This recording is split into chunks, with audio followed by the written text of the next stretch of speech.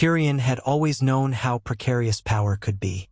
He had spent his childhood under the shadow of his father, Tywin Lannister, one of the greatest tacticians the Seven Kingdoms had ever seen, only to realize that brilliance was often overshadowed by the cruelty of those who wielded it. He had witnessed the lethal magnetism of Cersei, the hungry ambition of countless lords, and the naive yet potent idealism of Jon Snow and Daenerys Targaryen. From his vantage point, perched as a so-called imp at the edges of royal feasts, he had learned early that knowledge was, in truth, the sharpest weapon of all. Words could slice deeper than swords if properly aimed, and a single promise, whispered in the right ear, could fell a kingdom more swiftly than dragonfire. He had never longed for the Iron Throne, not as a boy, not as a man grown. That desire had been alien to him when ambition seemed best suited to the tall and the proud, those with the golden hair and the unblemished faces.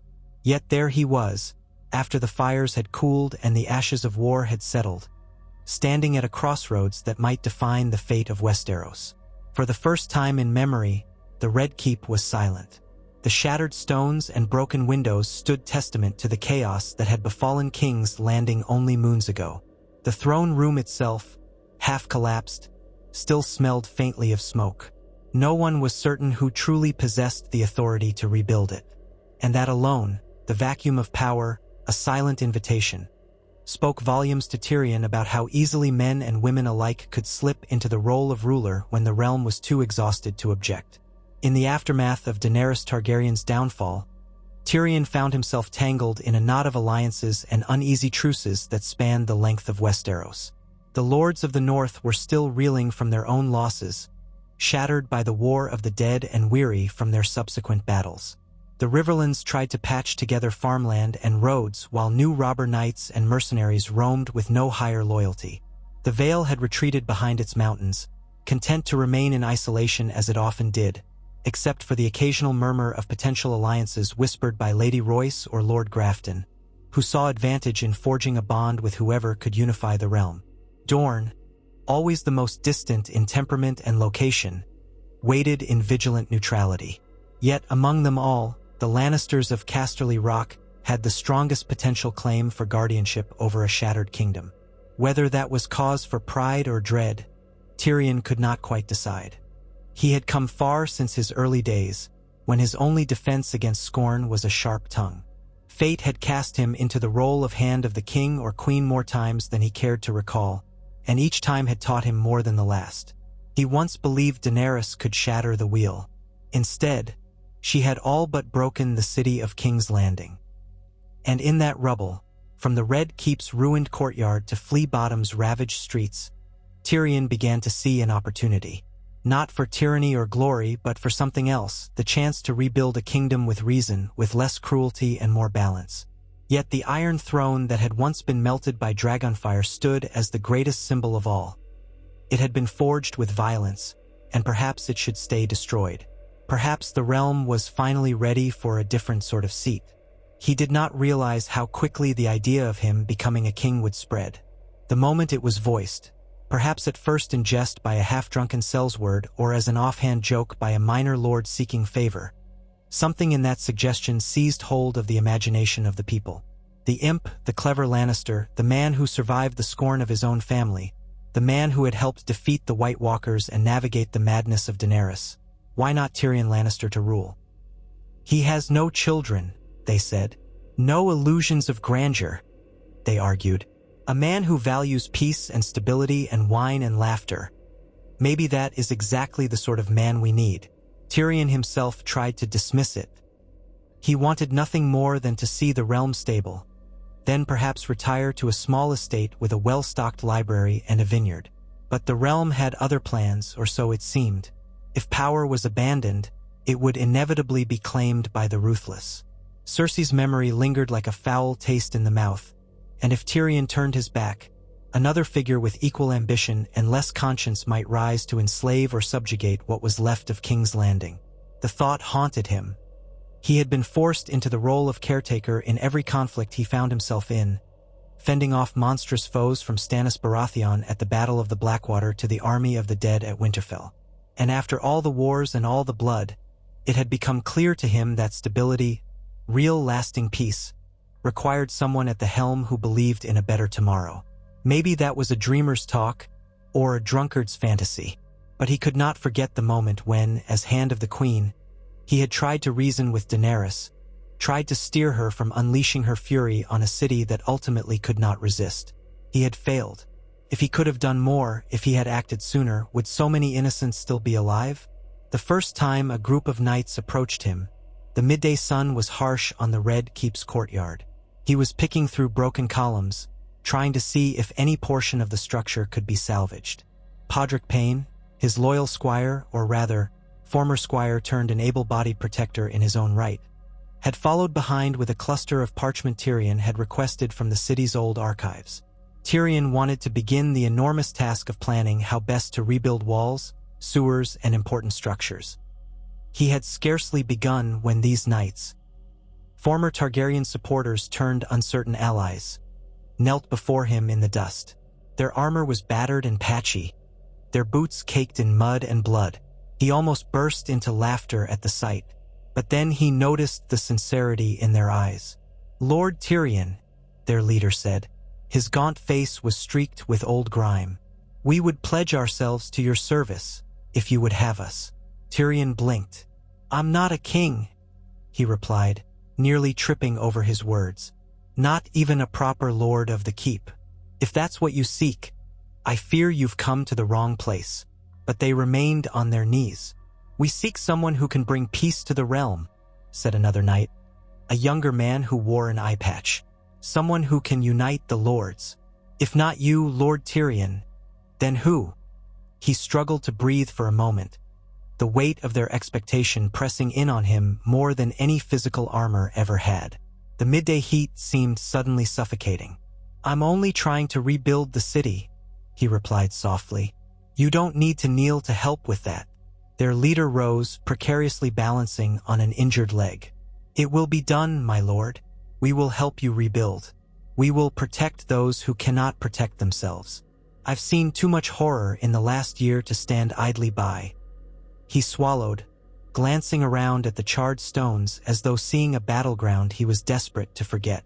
"And if the realm sees fit to crown you, or call you their protector, we would support that. If you can do what others could not." In that moment, Tyrion found he couldn't form the words to reject them. There was a small, traitorous part of him that whispered, this might be the only way to prevent another madness from seizing the throne. This might be the realm's best chance at peace. He gave them a nod, and they departed, leaving him to stare at a faint swirl of dust in the air. Podrick cleared his throat behind him. "Don't ask me for advice," Tyrion snapped, though not unkindly. "I have none to give on this." Podrick's face was gentler than ever, large sympathetic eyes the same as when Tyrion first met him. "I wasn't going to give advice, my lord," he said. "But if people think you can help, maybe you should." Tyrion's sigh was heavy. He said, shaking his head, "but let us not speak of coronations or kings just yet. There's too much else to be done." News traveled swiftly, as it always did. A large portion of the remaining city watch soon trickled in, half of them carrying brooms and shovels rather than spears, to ask whether Tyrion would lead them in re-establishing order. Mercenaries, from the Stormlands all the way up to the neck, turned up looking for coin or for some sense of legitimate authority to follow. Tyrion realized, with a sinking feeling, that the realm was so desperate for stability that they would follow nearly anyone with a modicum of credibility. He had seen it with Daenerys in her early days, how masses flocked to her once she freed them from tyranny. And though many might scoff at him, some still calling him the imp behind his back, there were more than enough who pointed to his track record of survival and cunning. No grand decree was issued, but near the end of one long day, as the battered columns of the Red Keep glowed under the orange of the setting sun, a small council of sorts convened in the hall that remained most intact. Tyrion had not summoned them. Rather, they had summoned themselves. Brienne of Tarth was there, standing tall and resolute, a symbol of honor in a realm that had forgotten the meaning. Davos Seaworth, that gruff and unassuming onion knight who had survived every conflict by loyalty and compassion, was present as well, arms folded across his chest.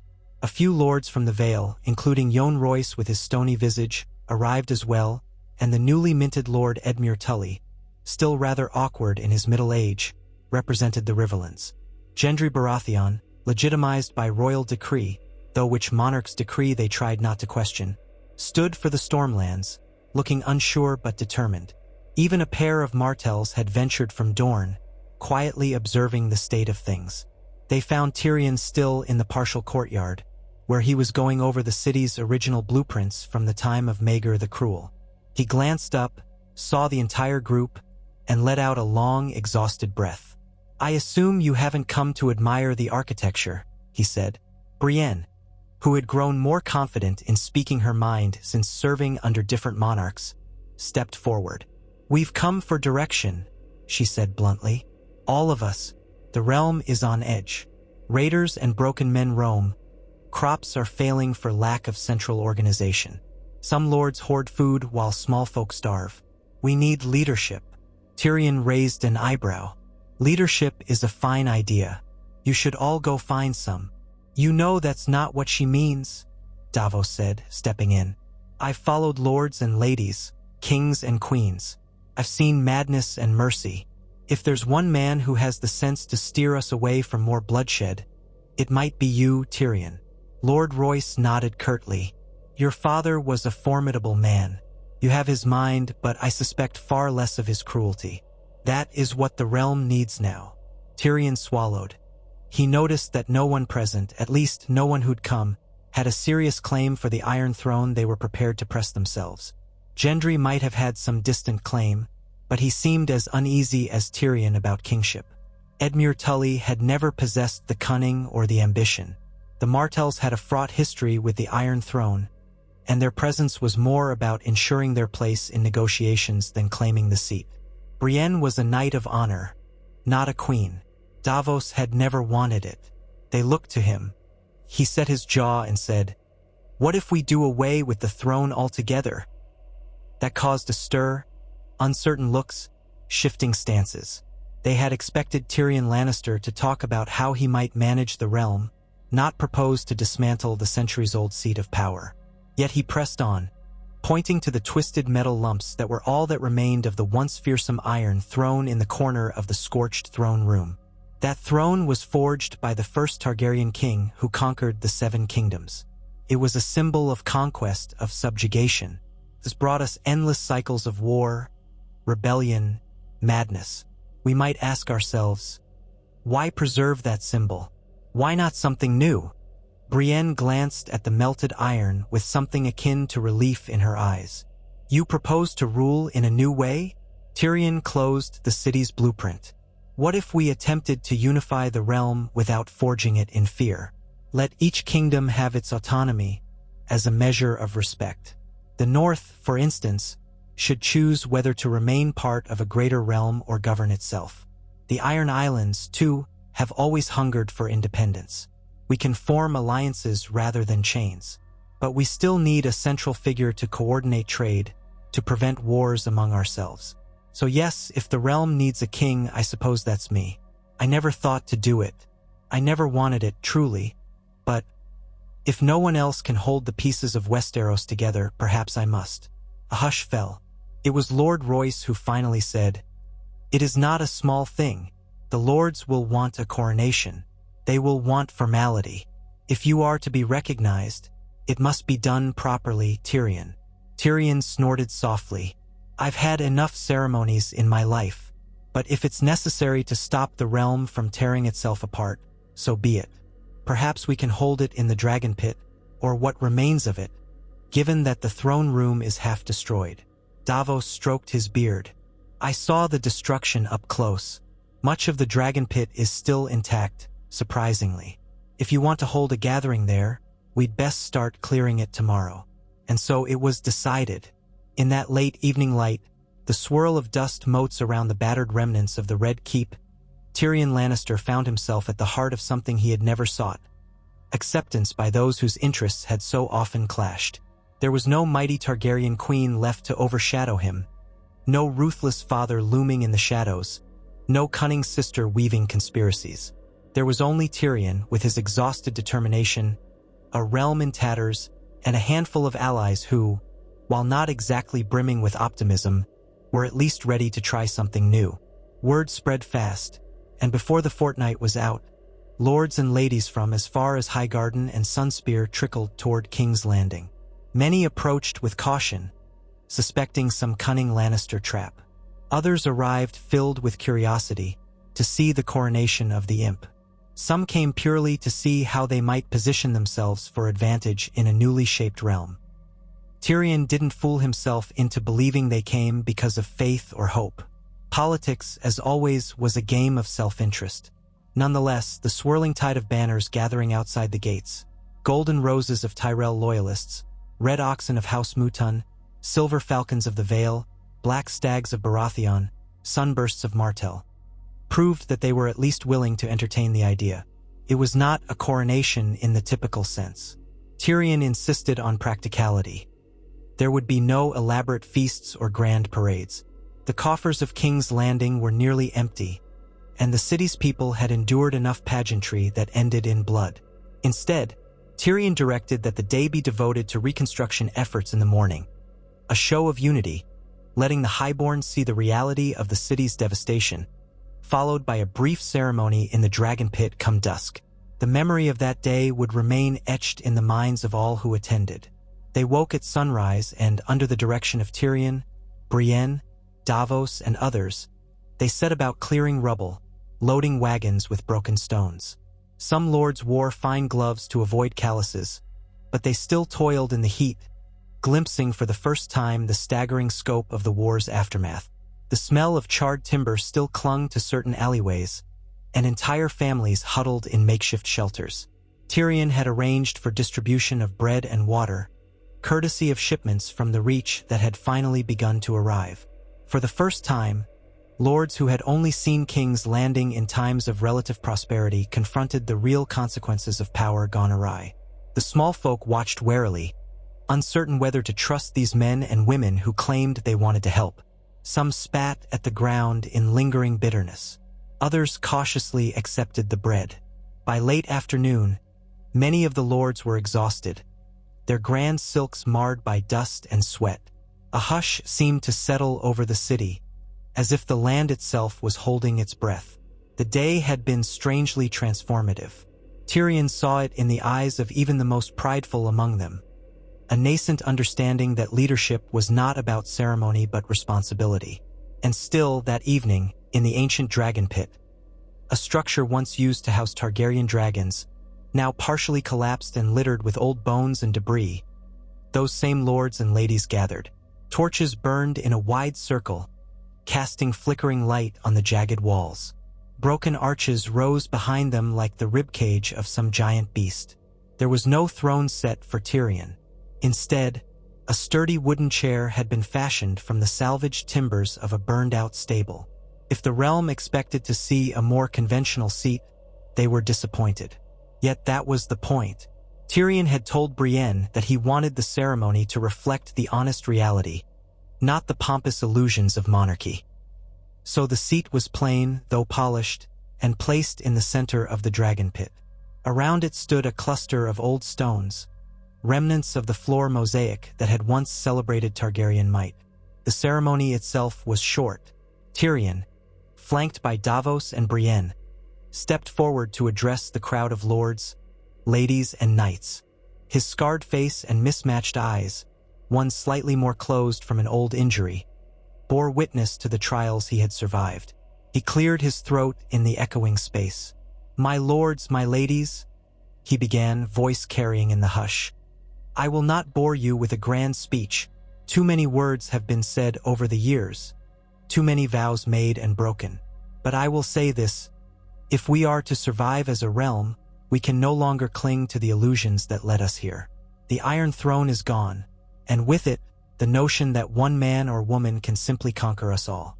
We stand among ashes, yes, but also among possibilities. Let us not forget that the people of Westeros deserve better than the horrors we've put them through." Silence hung in the air.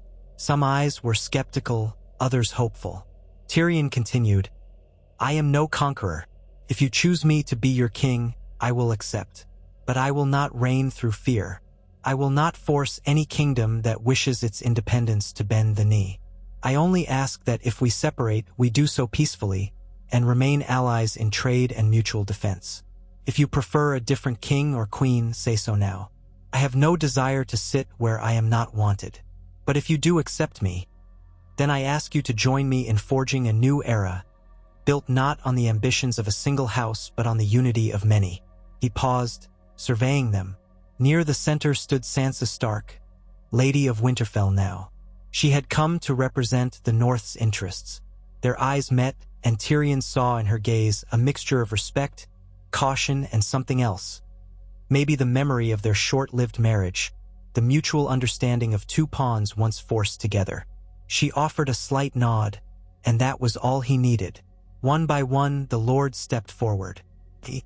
Demure Tully, never the most eloquent, mumbled that the Riverlands would stand behind Tyrion for the good of the realm. Yohn Royce declared that the Vale saw merit in a realm under Tyrion's guidance. Gendry Baratheon, in his rough voice, stated simply that the Stormlands would not forget the lessons of war and wanted to trust the man who had survived so many. The delegates from Dorne, tall and elegant, nodded their acquiescence, as they had no desire to bend the knee, but would respect a peaceful alliance. They, however, did something unusual. One of the Martells, a lithe man with skin bronzed by the Dornish sun, approached Tyrion, placed a hand over his heart, and said, "In Dorne, we have a saying that the best kings are those who wear no crown. But let us see if your wisdom can guide us. We shall keep our traditions, our ways, and we shall pay no homage to a single monarchy. Yet we will not raise arms against you. That, for now, is enough." Sansa Stark then stepped forward, voice clear. "The North has always valued its freedom. We have shed blood in the name of kings who failed us, from Joffrey to Daenerys. We shall not bow easily. But we do not come as enemies, either." She glanced around at the assembled crowd, each kingdom's sigils visible in the torchlight. "We will stand as allies, Tyrion, if you prove yourself worthy of that trust. We have our own king in the North, my brother Brandon Stark, but he is more interested in traveling than ruling. The North deserves autonomy. If you will respect that, we will support you in forging alliances that keep us all safe." A murmur rippled through the dragon pit. Sansa had essentially declared independence for the North, while still aligning with Tyrion's new realm. Tyrion, trying not to let his inner conflict show, nodded. "Then let the North remain free, with Winterfell as your seat. I will not send armies to force your subservience, but I will count on your aid if ever an enemy threatens the peace of these lands. Is that acceptable?" She bowed her head slightly. "It is." Tyrion exhaled. He had half expected more debate or conflict. But war had exhausted them all, and perhaps that was the greatest argument for unity.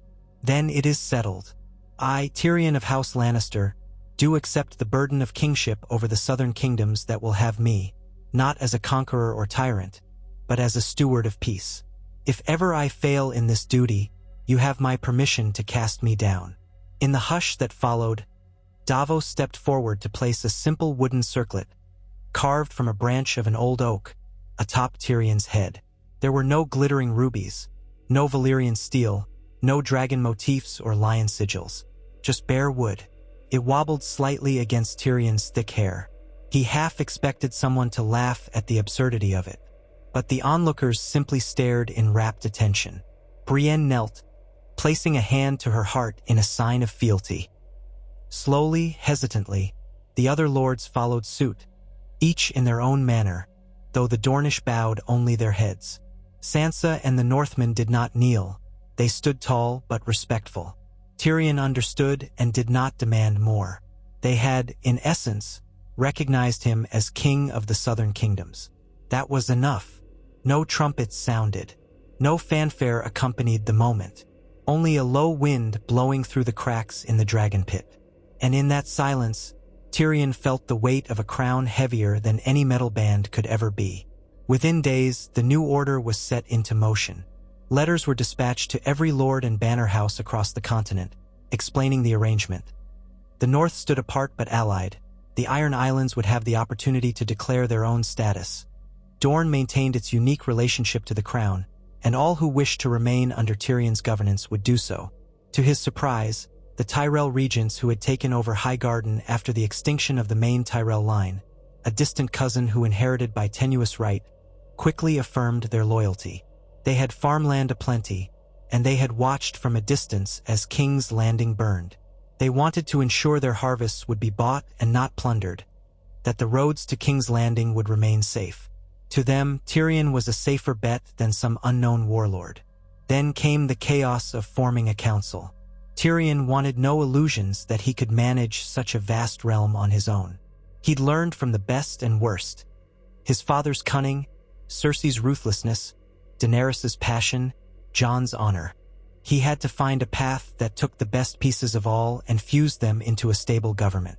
And so he summoned those he trusted, or at least those he believed could be harnessed for the realm's benefit. Davos he named Hand of the King. The old smuggler nearly balked at the suggestion, pointing out his lack of noble birth and limited reading skills, but Tyrion insisted. "You have good sense and a good heart," Tyrion said, "and we need that more than ever."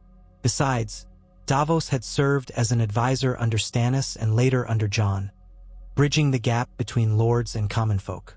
He understood both the practicality of governance and the necessity of kindness. Brienne of Tarth was named Lord Commander of the Kingsguard, or rather Lady Commander, though the formal title was less important than her function.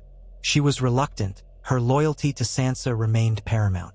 But Sansa herself urged her to accept. "If Tyrion truly seeks peace," Sansa had told her, "then who better than you to ensure it remains honorable?" Podrick Payne became a member of the Kingsguard as well, the first appointment Brienne made. He was hardly the typical image of a Kingsguard knight, quiet, unassuming, but no one doubted his unwavering loyalty to Tyrion or his growing skill at arms. For Master of Coin, Tyrion turned to a lesser-known figure. A young woman from the Vale named Samara Grafton, rumored to be brilliant with numbers and trade agreements. It wasn't a typical choice, but the Vale's trade routes were stable, and House Grafton was known for its robust harbor in Gulltown. She accepted, albeit nervously, seeing a chance to expand her house's fortunes and prestige. For Master of Laws, Tyrion reached out to a maester from Oldtown, an older man who had once served as a traveling adjudicator among the free cities. His name was Maester Byron, and while he held no high birth, he had the knowledge of comparative legal systems that Tyrion wanted.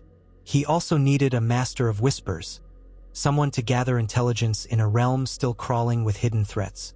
Varys was long gone, having met a tragic end at the hands of Daenerys. Tyrion considered approaching some of Varys's old spies, but he lacked the confidence that they wouldn't simply vanish. Eventually, he found a resource in a Lyseni merchant named Ashero, a man with many connections across the Narrow Sea. Ashero did not relish the title Master of Whispers, but Tyrion recognized the man's talents. "Call yourself whatever you like," Tyrion had said in exasperation.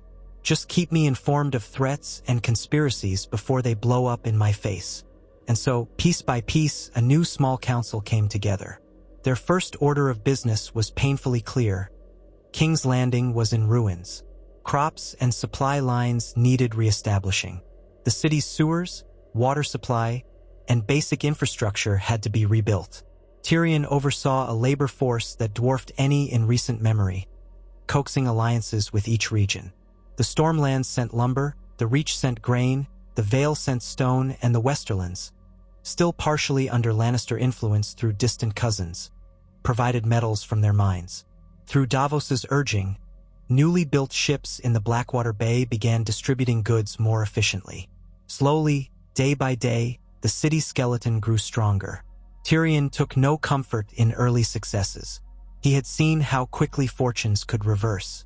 Any slight miscalculation could bring them back to war. He knew factions still quietly plotted, resentful of a Lannister on the throne, especially a Lannister with dwarfish stature. Yet each sunrise that saw King's Landing a bit cleaner, a bit safer, gave him hope. The small folk still eyed him with a mixture of distrust and curiosity.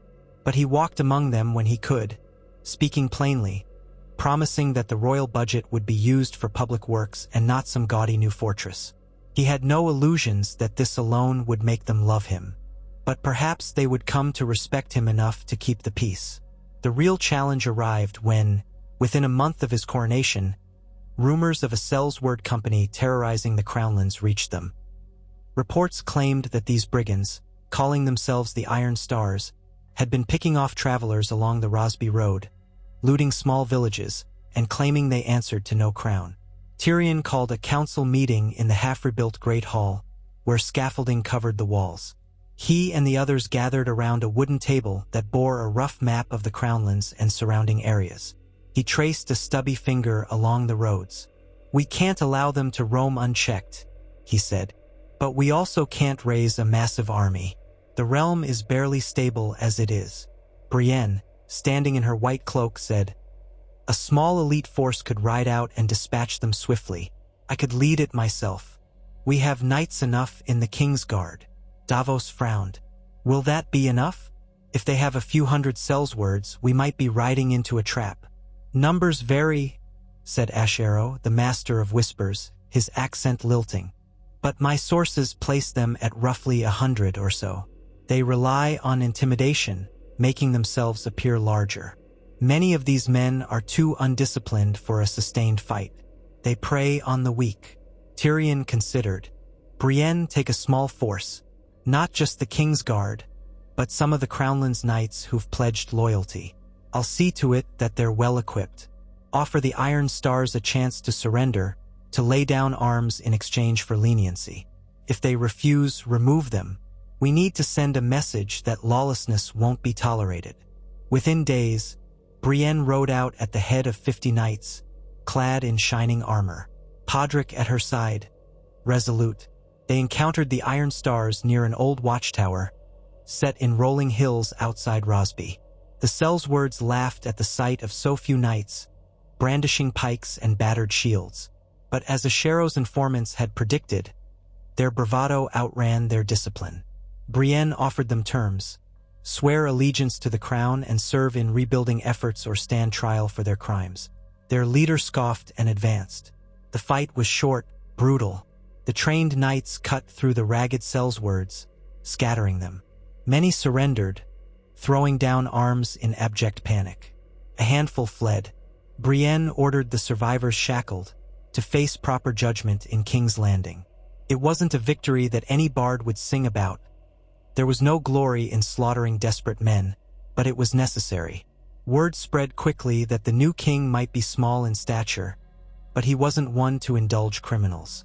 In the weeks that followed, Tyrion found an unexpected rhythm in his daily life. Each morning, he convened with Davos and the council, poring over reports of progress on rebuilding, planning trade routes, discussing negotiations with rebellious bannermen. Then he would walk the city, half to inspect the work and half to show himself as a king among the people, not hidden away in some fortress. And each evening, he would collapse into his chambers, what remained of Maegor's holdfast mostly intact, and try to lose himself in old books or a cup of wine. Sometimes he felt the familiar pang of loneliness, remembering Shay's betrayal or the many indignities of his marriage to Sansa. Sometimes he recalled Daenerys, the queen he'd tried to advise, and felt the echo of heartbreak that her final, tragic fury had forced his hand. He drank, but not excessively. Too much needed his attention. The realm had no place for a drunkard king. One late evening, as he worked by candlelight in his chambers, he heard a soft knock. "Enter," he called. The door creaked open, and to his surprise, Sansa Stark stepped in. She was alone, without guards. Tyrion stood, bowing his head slightly. "My lady, or should I say, my queen in the north." She gave a faint smile. "Just Sansa will do, Tyrion. I've come to speak about the future, ours and the realms." He gestured for her to sit. She settled in a chair near the small hearth. He poured a bit of wine for them both, though she merely toyed with the cup. "I was planning to visit Winterfell, or at least send a delegate," he said. "I want to ensure our alliance remains beneficial for you and your people." "I appreciate that," she replied. "But it is not the only reason I've come." The North remembers, as they say. We remember the insults, the wars, the betrayals, but we also remember debts and kindness. In the wake of the last war, you offered the North an out to govern ourselves, and you've upheld that promise. The North is slowly rebuilding, just as King's Landing is. Tyrion noted the careful tension in her voice. You have concerns? Sansa took a breath. There are some in the North who believe we should isolate ourselves completely, cut off from the South, from the politics and intrigues that brought us so much grief. They urge me to sever ties, to let the rest of Westeros solve its own problems. I came here to see if they're right, or if we should hold to this alliance. He looked at her with a mixture of empathy and amusement. And, have you decided? A small smirk touched her lips. I've seen the progress you've made, and I suspect that the realm stands a better chance united, even if we remain politically separate. It's easier to rebuild roads if we're not fending off raiders who slip in from the south. So, yes, I believe an alliance is worth keeping. I would like the North to trade more openly with the southern kingdoms. Grain, wool, timber. We have resources that might help your reconstruction. And I'd request that in return, we receive iron and other supplies we lack. Tyrion raised his cup in a small salute. That is precisely the sort of arrangement I'd hoped for, and it's wise. Let your lords talk of isolation if they wish, but the truth is we all stand stronger if we support each other. Sansa nodded, her red hair catching the firelight. There's something else. I know you do not relish the seat you now occupy, but from what I've seen, you're doing better than most would have. She paused, and for a moment, Tyrion thought she might say more. Something personal, perhaps referencing their shared past. But she let it pass unspoken, and he was not ungrateful. Their history was complicated, and too many ghosts lingered between them. They spoke a while longer about trade details, tensions in the Riverlands, the slow resurgence of House Bolton supporters who refused to accept their house's fall. When Sansa finally rose to leave, Tyrion bowed again, and they shared a brief moment of mutual respect. It was a fragile alliance, as all alliances in Westeros were, but it was an alliance nonetheless. Tyrion saw a path to healing, tenuous though it was. The next great test came from beyond Westeros entirely. Rumors of another Targaryen pretender had surfaced across the Narrow Sea. Someone claiming to be a lost scion of House Targaryen, rallying support in Volantis. Tyrion remembered how the Golden Company had once propped up a supposed Targaryen heir named Aegon, though that ended in blood and confusion. Could there be another? Or was it merely a charlatan exploiting the Targaryen mystique to gain power?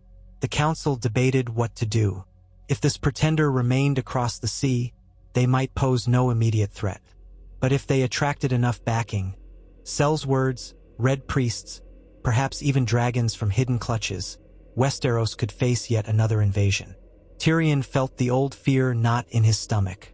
They had no dragons left, not since Drogon disappeared with Daenerys's body. He had no appetite for more war, but ignoring a potential threat might invite disaster. In the end, they sent an envoy. Ser Daemon Valerion, a lesser cousin of the ancient Valerion line, volunteered to sail to Volantis with a small retinue to assess the truth of these rumors. Tyrion insisted that the envoy be diplomatic. Offer them no cause for war, he said, but also make it clear that we will not suffer another conquest. The months that followed were tense, as they waited for news. Meanwhile, Tyrion focused on strengthening alliances at home, ensuring the final harvest of the season was well stored, so the city wouldn't starve in winter. In the midst of these anxieties, a surprising boon arrived. Samwell Tarly, now Maester of the Night's Watch, or so some said, though the watch was nearly defunct, wrote to Tyrion from the Wall. Sam had been traveling north of the Wall with Jon Snow, who had chosen exile to live among the free folk rather than remain in Westeros. The letter offered startling news. The free folk were rebuilding their own communities in the thawing land beyond the Wall and were open to limited trade with the North. They requested tools, seeds, and a chance to foster peace.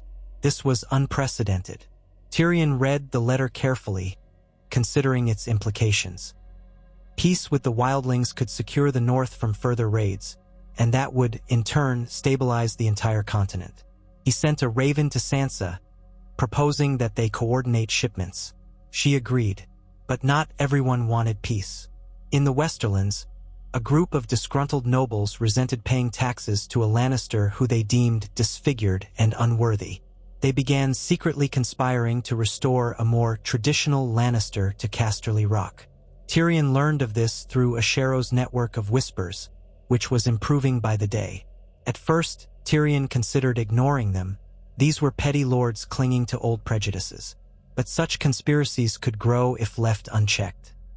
He summoned them to the capital under the guise of a tour of the newly rebuilt Crownlands. Once they arrived, he confronted them in a private audience. There were 3 of them: Lord Farron, Lord Bainfort, and a younger cousin of Tyrion's named Martin Lannister. They denied any wrongdoing, of course. But Tyrion laid out the evidence plainly. Letters urging a revolt, attempts to contact mercenaries. Red-faced, they faltered, trying to salvage dignity. Tyrion could have had them executed for treason. That was the standard response of kings to conspirators. Yet he decided on a different approach. "You resent me because I do not resemble your vision of a king," he said, voice calm. "Because I am a dwarf, because I am not my father. Know this, we share the same name, the same blood. But if you cannot accept my rule, I will not force you to stay in the realm. You may go to Essos. You may find some new land to rule. But if you remain here, you will abide by my laws." He paused, letting the silence sink in. "I'll give you a day to decide. If you choose exile, you may keep your titles nominally, but your lands will be managed by a steward until such time you return and swear loyalty. If you stay, you swear your loyalty here and now. Defy me again, and I will show no mercy." They were stunned. No doubt they had expected to be dragged off to a dungeon or forced to fight for their lives. Martin Lannister spoke first, voice quavering. I wish to remain. My lord, my king, I beg your forgiveness. I was misled." Tyrion studied him, recalling him as a child scurrying about the halls of Casterly Rock. Martin's father had been of the few relatives who wasn't overtly cruel to Tyrion. Perhaps that counted for something. "So be it. Then kneel." Martin dropped to a knee, trembling. Lord Bainfort followed suit. Lord Farron, the most prideful of the 3, stood in silence for a long moment before he, too, bent the knee. Tyrion could see the bitterness etched on his face, but the man bowed nonetheless. Tyrion accepted their vows, though he felt no joy in it. That evening, after they departed, Davos found Tyrion brooding over a goblet of wine in the council chamber. "A victory is a victory," Davos said gently. "You avoided bloodshed." Tyrion gave a wry grin. "Yes, but I wonder if I only postponed it. Men like that rarely stay loyal once they've tasted rebellion. They see me as weak for sparing them." Davos shrugged. "Perhaps, but fear alone will not hold the realm together forever. They can be replaced if they err again. We have many hungry young knights ready for lordships if these older lords keep playing games." Tyrion nodded.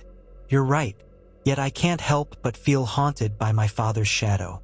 He would have had them executed without a second thought. It's a strange feeling, to do the opposite of Tywin Lannister." Davos gave a sympathetic look. "Your father was feared, but not loved. That fear built a legacy, but also sowed hatred. We're still reaping that hatred now. If you can plant something better, maybe in time the realm will yield a different harvest." Time pressed on. Summer drifted toward autumn, the days growing shorter, the nights cooler.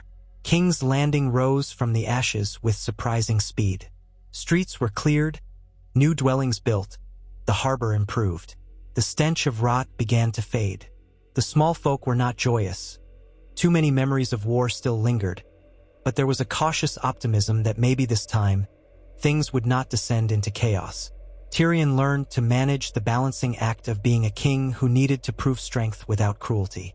He organized tours of the kingdom, traveling as far as the Reach to see farmland improvements, up to the Vale to discuss mountain clans, and along the coasts to secure trading agreements with Bravos and Pentos.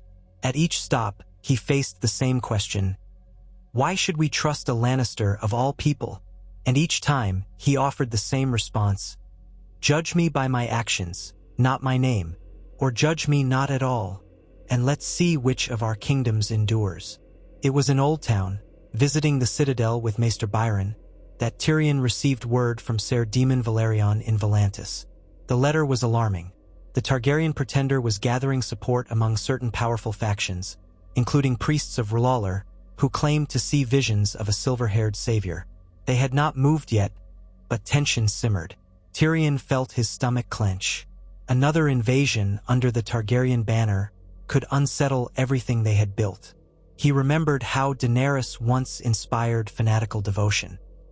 If this new figure even partly replicated that, war might be inevitable.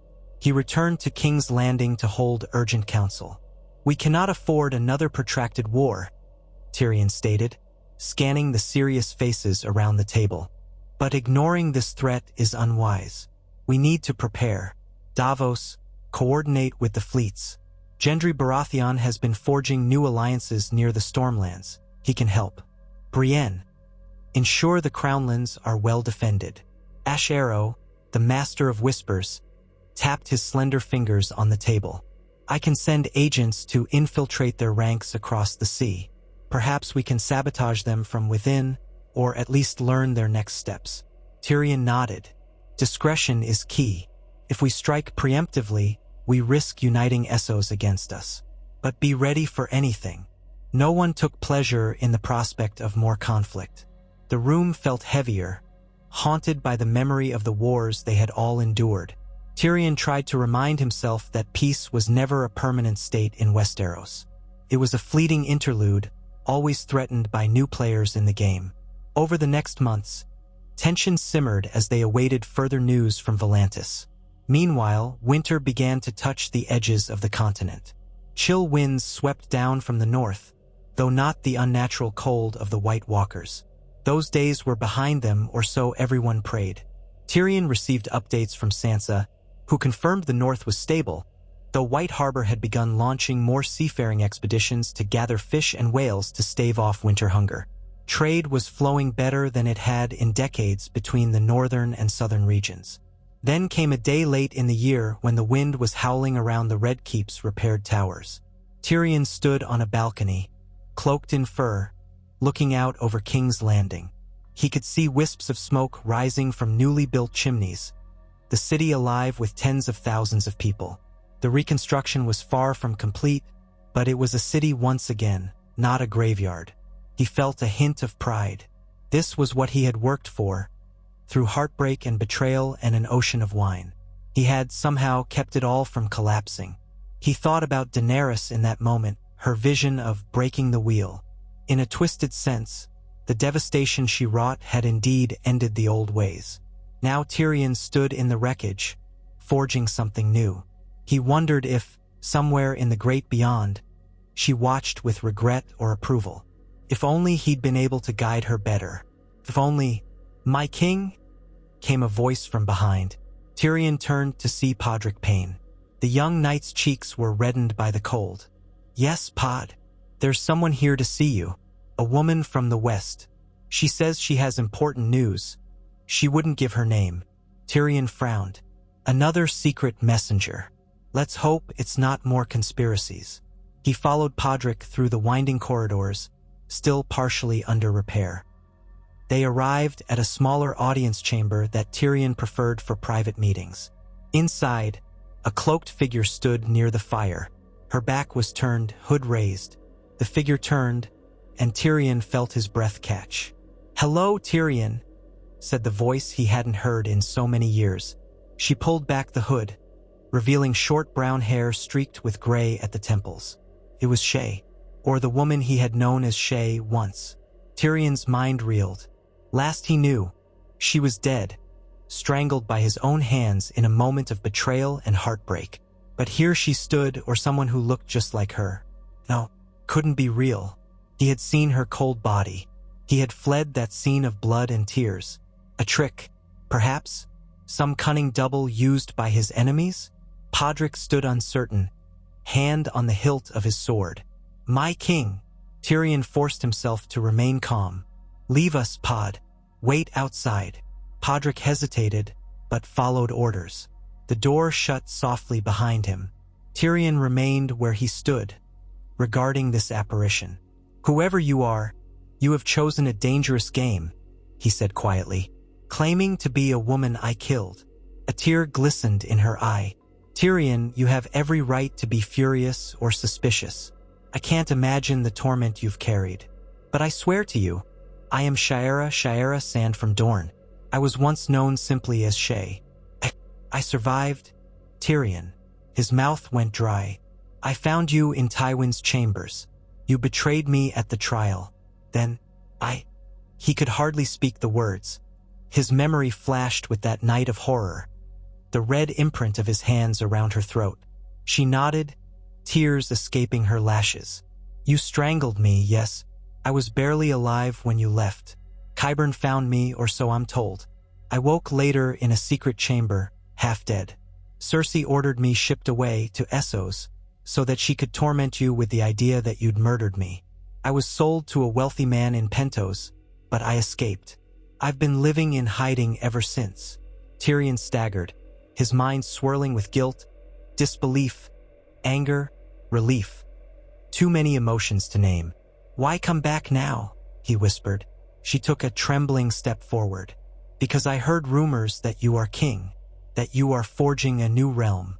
I've lived in fear all these years, believing you hated me, and with good reason.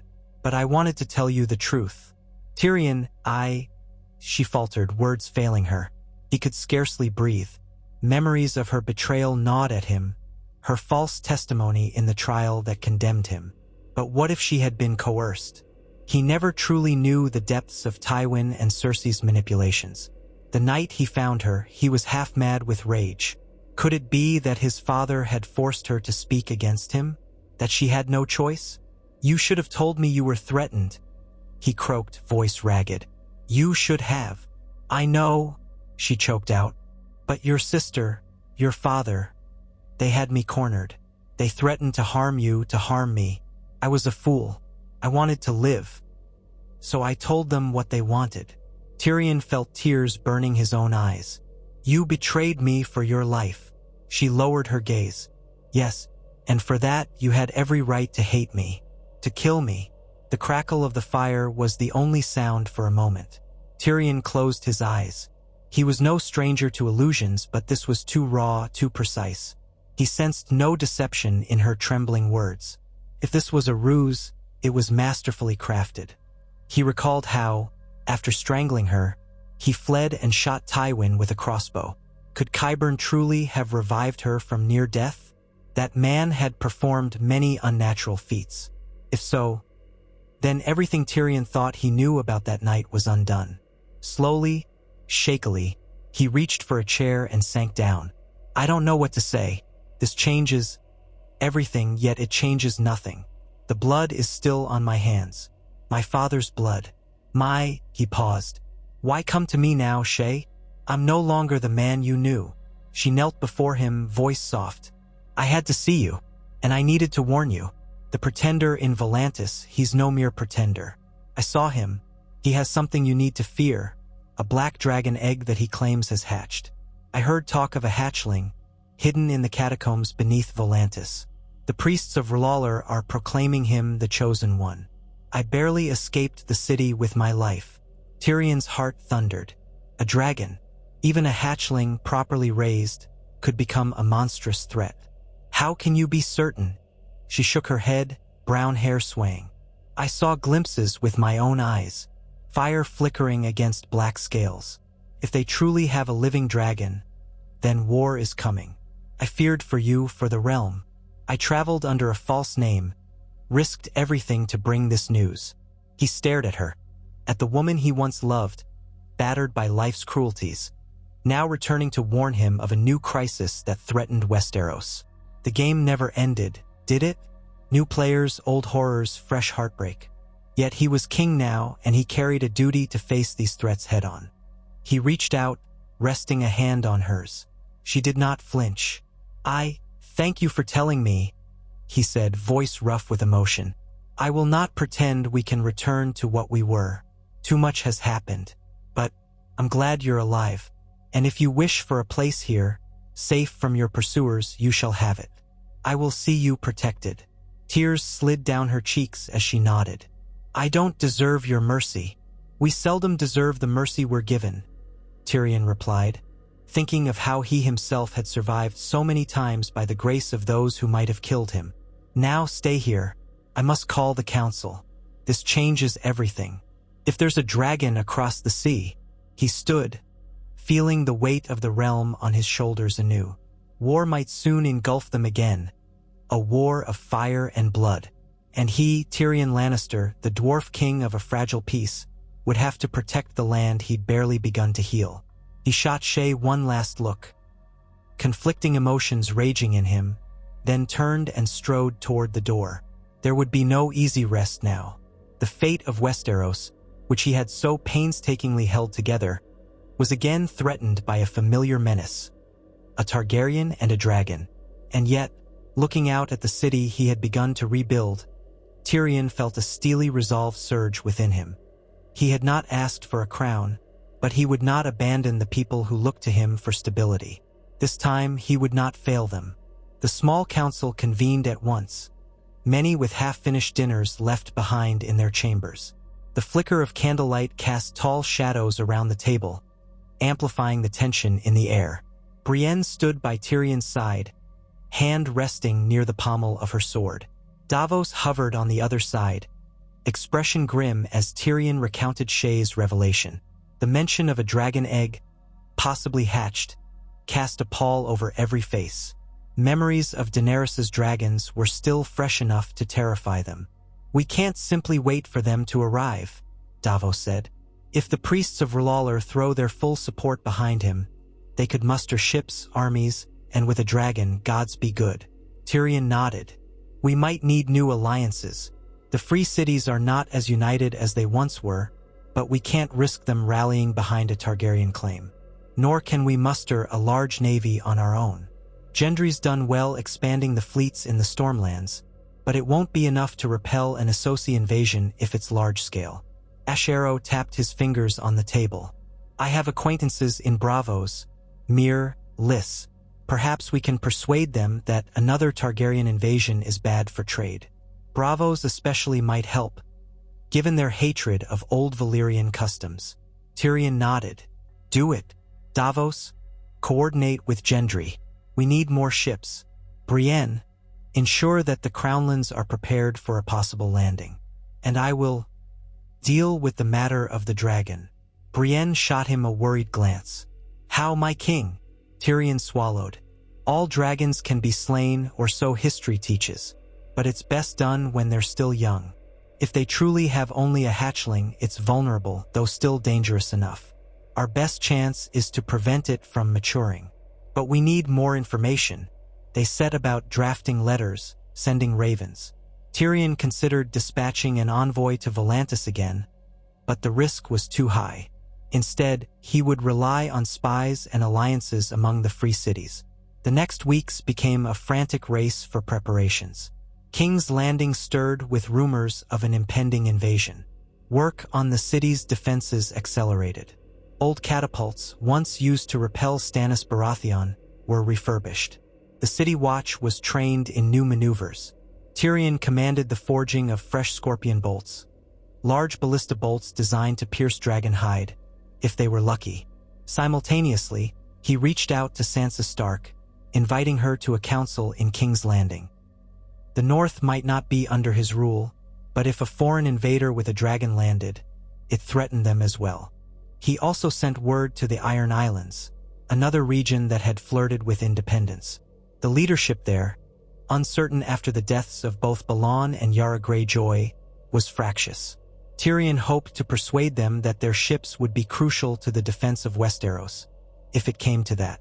As the realm braced for a storm from across the sea, Tyrion felt his nights grow longer and his days more restless. He barely slept, haunted by the possibility of repeating the horrors of Daenerys's invasion. Except this time, the city would not rise from the ashes so easily. They had only just begun to rebuild. Another round of fire and blood could doom them forever. Shay remained in the Red Keep, kept discreetly away from prying eyes. Tyrion still wrestled with how to handle her presence. She was both a reminder of his greatest pain and a potential ally with valuable knowledge of Essos. He arranged for her to meet occasionally with Ash Arrow, who gleaned details of the Targaryen pretender. His name, rumored backers, the extent of his zealotry. Each time, Tyrion saw the haunted look on her face. There was no easy remedy for the wounds they both carried. Slowly, a plan took shape. If the Targaryen pretender truly possessed a dragon, his main advantage was fear. Tyrion's best bet was to convince the free cities that the so-called Dragon Prince was unworthy and would destabilize trade. He could then hope to isolate the pretender, forcing him to attempt a smaller, riskier invasion. If they could lure the hatchling dragon into a well-prepared trap, say with a row of scorpions or net-launching devices, perhaps they could kill it. Without the dragon, the pretender was just another Sellsword king. Winter settled deeper. The air in King's Landing grew chill. Snow occasionally drifted down, a rarity that left the city unsure whether to curse or marvel. Workers labored by torchlight to reinforce walls and ramparts. Tyrion organized a steady supply of food for the city to avoid starvation. He was determined that if war came again, the small folk would not be left to rot. Weeks stretched to months with no sign of an invasion fleet. Anxiety hung over everyone. Tyrion tried not to let his guard down. After all, Daenerys had approached swiftly once she was ready. This new Targaryen might do the same. But as time went on, word came from Braavos, Myr, and Pentos that they were refusing harbor to the rumored Targaryen, citing concerns of instability.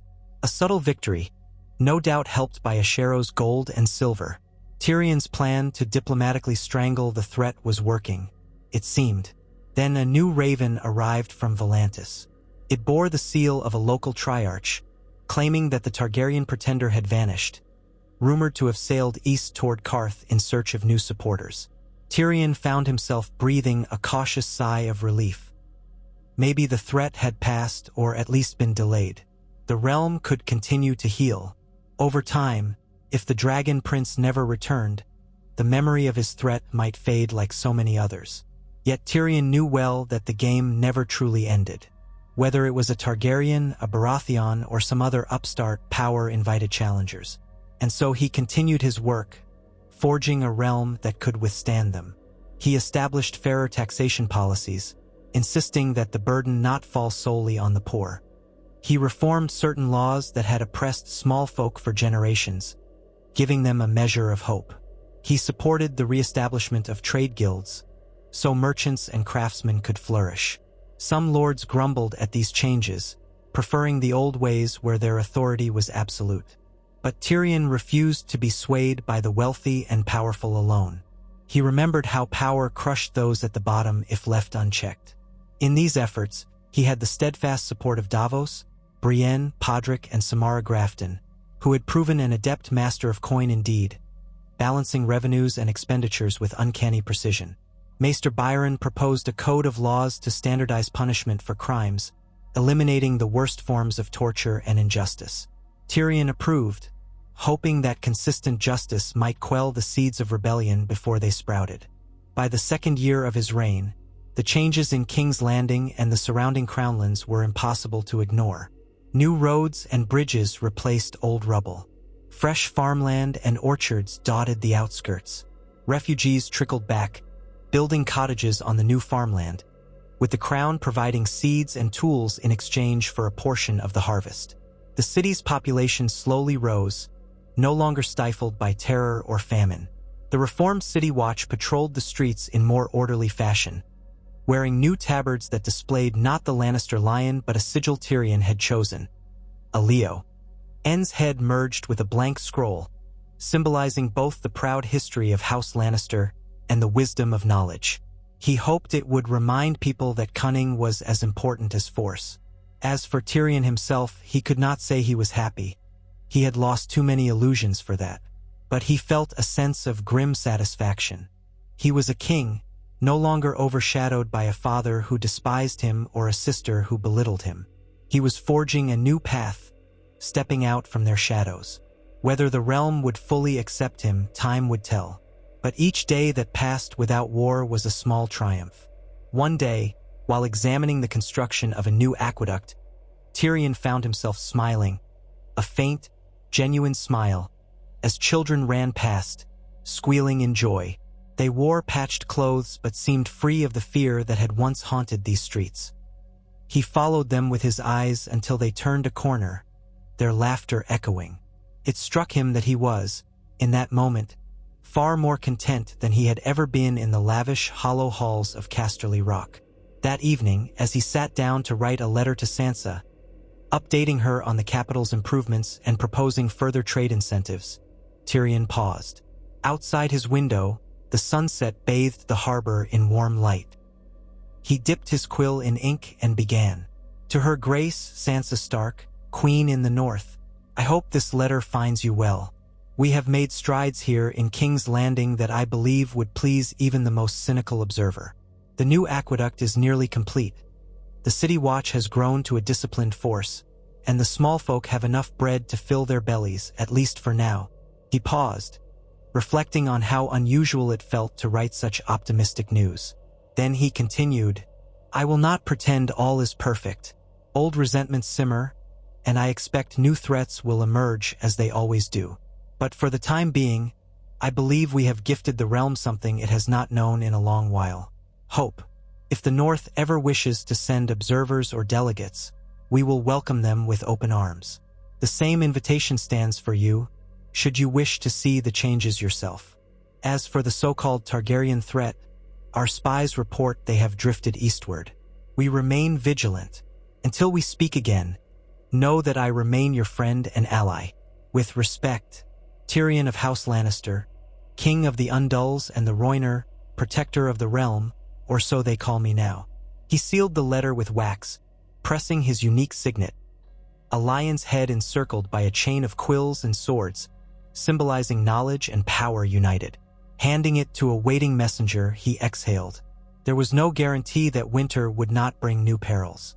No guarantee that Essos would not produce another dragon. But at least, for this fleeting moment, Tyrion had given the people of Westeros something they desperately needed after years of war. A respite.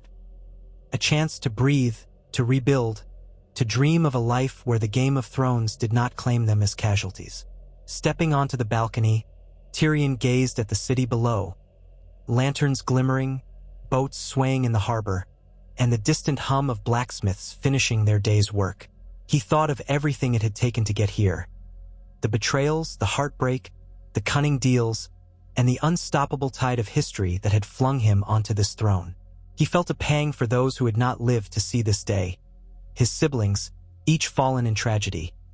Daenerys, who had soared so high only to crash in madness. Even Shae, who had returned like a ghost. So many casualties in the pursuit of power. And yet here he stood, the improbable king, trying to steer the realm away from the abyss. I will do better, Tyrion whispered to no one in particular. I must. The wind carried his words away, a promise that only time would judge. But for now, in the hush of the evening, the city stood at peace, the flickering lights a testament to the resilience of the living. And Tyrion Lannister, once the imp, now the king, allowed himself a small, earnest hope that this peace might endure, if not forever, then long enough for Westeros to remember it could thrive without drowning in blood. He would guard that hope with all the wit, cunning, and determination that had kept him alive through so many trials. And if the day came when the dragon banners rose once again, he would face them not alone, but with an entire realm that had learned the cost of war and might stand united under the banner of a king who fought not for glory but for the chance to let his people live. Tyrion left his balcony and made his way back through the corridors of the Red Keep, his footsteps echoing on stone as the torchlight flickered against half-repaired walls. The sky had darkened outside, turning the windows into mirrors of the interior light. It was late, but he knew rest would not come easily. The moment he had finished writing to Sansa, he felt the tug of 1,000 other demands. Ruling was a circle of duties. As soon as one was done, 3 more emerged. And now there was the specter of a dragon stirring somewhere in the east, far beyond the horizon. Peace, he mused, was a fragile bloom that could wither at a hint of frost. He reached the modest chamber that served as his study, a rectangular room of old granite, shelves lined with ledgers, and an oak table in the center scattered with maps. By the glow of a single lamp stood Davos Seaworth, waiting with his usual weariness. "Working late again, my king?" Davos asked, eyebrows lifted in mild amusement. Tyrion let out a short sigh. "I find that the realm's troubles prefer late hours. Or perhaps I've grown too accustomed to the stillness of night." "There's never true stillness in King's Landing," Davos replied. "Only lulls between storms." Tyrion grunted and set himself at the table. "We've had a lull for 2 years, if you can believe it. That's nearly miraculous by recent standards." Davos studied him. "You look better than when we began this journey. The city is stronger, the roads safer. We've come far. Yet everything hangs by a thread," Tyrion said. "We rely on uncertain alliances among the lords. Any rumor of Targaryen banners or dragons can still spark panic. I want a stronger Davos, strong enough that no one can light a match and burn down everything we've built." Davos nodded. "I've been meeting with Gendry Baratheon. He's forging more scorpions in the Stormlands, large enough to position on ships. Not an easy venture, but if a dragon does come, we'll be prepared." Tyrion tapped the map with a forefinger. "Good. The Iron Islanders have so far been less cooperative. They're caught up in their own power struggles. Without a clear leader, they're loath to commit to a single cause. They might see an eastern invasion as an opportunity to raid coasts and fill their holds with plunder, rather than stand with us." "Do we have anything to offer them?" Davos asked. "Perhaps. Influence. Trade rights if they accept oversight for their raiding. Some of them resent the fact that I've let the North break away without punishing them. But the Ironborn never fully joined us anyway." Davos scratched at his beard. "What about sending one of our people there? Someone to negotiate, speak plainly. I might volunteer, assuming the salt air doesn't kill my old bones." A half-smile touched Tyrion's lips. "I can't afford to lose my hand of the king to the Iron Islands. That's too dangerous a gamble. But we do need a messenger with a steady hand. Perhaps Ser Bronn, if I can pry him away from his brothel ambitions." Davos snorted. Bronn's loyalty always had a price tag, but he knows how to handle the Ironborn temperament, as long as we can keep him from accidentally becoming their king. "Gods forbid," Tyrion said, recalling Bronn's endless jests about fancy titles and castles. "But he might do. We'll handle that on the morrow." "Anything else pressing?" Davos shook his head, then hesitated. "Only a small matter. There's a group of exiles from Meereen who arrived by ship. They claim to be refugees displaced by the aftermath of Daenerys' rule there. Factions fighting for control, unrest in the city. They're seeking new opportunities in Westeros." Tyrion felt a stab in his chest at the mention of Daenerys. Even years later, the name carried weight. How many? Perhaps 50 or 60, mostly small folk. A few freedmen. They're ragged but not dangerous. They told the harbor master they'd work for a day's bread. "We've no reason to bar them from the city, but I wanted to mention it." Tyrion exhaled. "Let them remain, but keep an eye on them. If we can find honest labor for them in the reconstruction, then so be it. We're short on skilled hands for certain tasks." Davos bowed slightly. "I'll see to it. Good night, my king." "Good night, Ser Davos." Alone in the lamplit chamber, Tyrion felt fatigue pulling at him. He looked at the old map spread across the table, the 7 kingdoms, or rather 6 now, with the north standing apart. The lines were smudged from repeated use, small bits of wax marking strongholds. A new collection of notes pinned to the side showed the outlines of Essos, from the free cities to Volantis, Karth, and beyond. The memory of Shay's voice, trembling, telling him of the dragon hatchling, still rattled him. The realm had grown used to fleeting calm. A new assault from the east might shatter that in an instant. He closed his eyes. The wine called to him as it often did. He poured a small cup, less than he once might have taken, and sipped slowly, letting its warmth spread through his tired limbs. The responsibilities of kingship were unrelenting. When he was younger, he had often joked that men in power must be mad. Now he understood how it wore you down until there was nothing left but duty. He sometimes imagined, late at night, handing the crown to someone else. But who? Even if he found an able successor, the realm would tear itself apart with fresh struggles. At least for now, he had to persist. He finished the wine, left the lamp burning low, and trudged through the dim corridors to his bedchamber. His sleep, when it finally overtook him, was filled with restless dreams of dragons soaring over the city, their shadows devouring the spires. He dreamt of Daenerys with fire in her eyes, standing in the throne room, scolding him for his failure. He dreamt of Shay, half alive, lost among the rubble. When he woke at dawn, sweat clung to his brow, and he had to remind himself that he was not the small man cowering in corners anymore. He was the king. The next morning found him at the gates of the Red Keep, wearing a thick woolen cloak, ready to oversee an inspection of the new city walls. Brienne of Tarth awaited him on horseback, clad in her white cloak as Lord Commander of the King's Guard. The day was gray, with the threat of drizzle in the air, but that had never stopped Tyrion from going out among the people. "Everything ready?" he asked Brienne. She nodded. "The city watch is assembled at the main gate. We've also had a few knights from the Stormlands come to drill with them."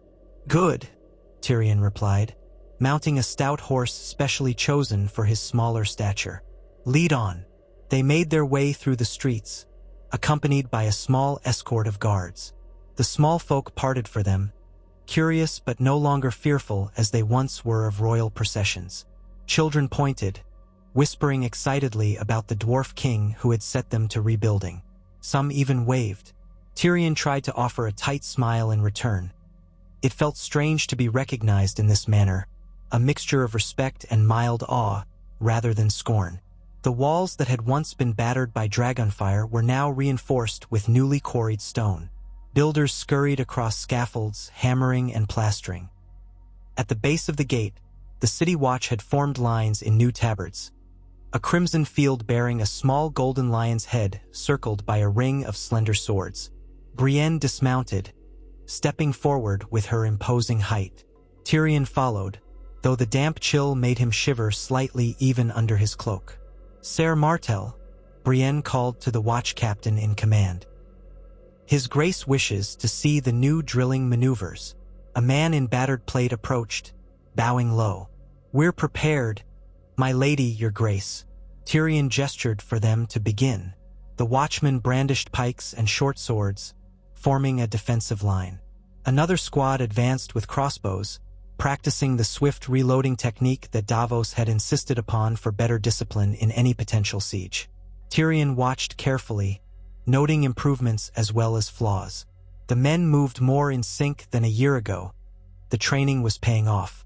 But they still lacked the deadly precision of a seasoned army. A single hatchling dragon might scatter them if it attacked from above. "Not bad," he murmured to Brienne, "but not quite good enough." She folded her arms. "They're city guards, not knights from the Vale, but we can continue drilling them. As for the scorpions, I've heard Gendry has finished forging 2 more to place on these walls." Tyrion nodded. "We'll mount them at intervals. If that rumored dragon from across the sea is real and grown enough to fly, we'll need to cover every approach." He took a moment to address the guards, thanking them for their diligence and reminding them the realm had endured too many wars. They nodded and cheered, though Tyrion guessed they'd prefer fewer speeches and more coin in their purses. Still, gestures mattered, however small.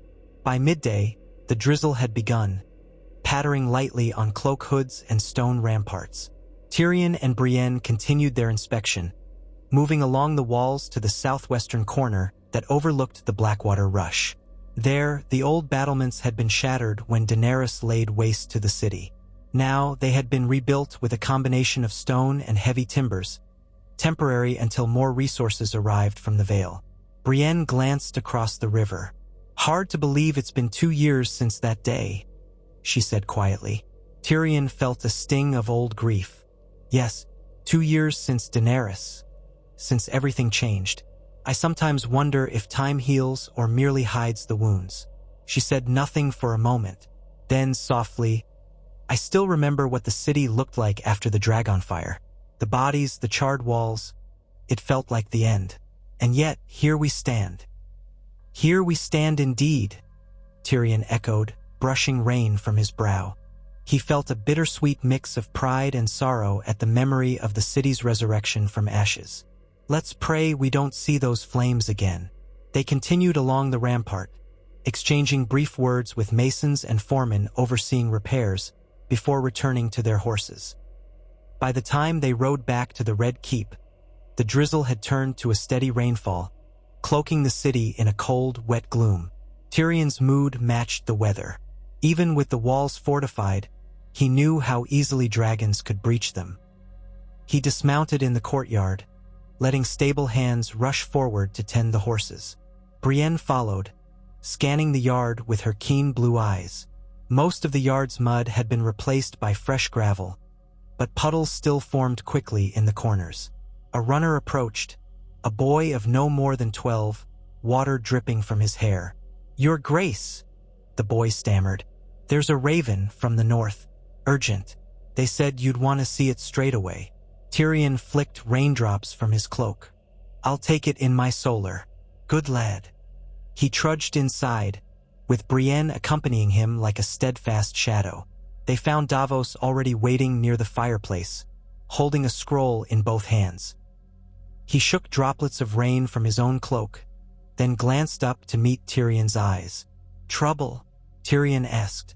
Davos nodded grimly. "A letter from Queen Sansa. It appears a band of wildlings, free folk I should say, have ventured south of the wall, raiding some of the smaller northern settlements. She's asking if we can spare troops to assist, or if we have suggestions for how to quell the situation peacefully." Tyrion's brow creased. "Jon's beyond the wall, living among them. Have they no regard for him?" "It's a splinter group, apparently," Davos explained, scanning the letter. "They refuse to acknowledge any alliance with the Starks or with the Crows. Most of the free folk remain north, but these few have turned brigand. Sansa worries it could escalate. If the Northerners take arms against them, it might reignite hostility between the North and the free folk." Tyrion tapped a finger on the table. "That would be disastrous. Jon and Tormund spent years trying to build trust. If it shatters now, the North might never accept them again." Davos nodded. "Sansa asks if you could mediate or send a trusted envoy. She's uncertain how to handle them without provoking a larger conflict." Tyrion recalled how the North had declared its independence. They were nominally their own kingdom, but Sansa clearly valued Tyrion's perspective.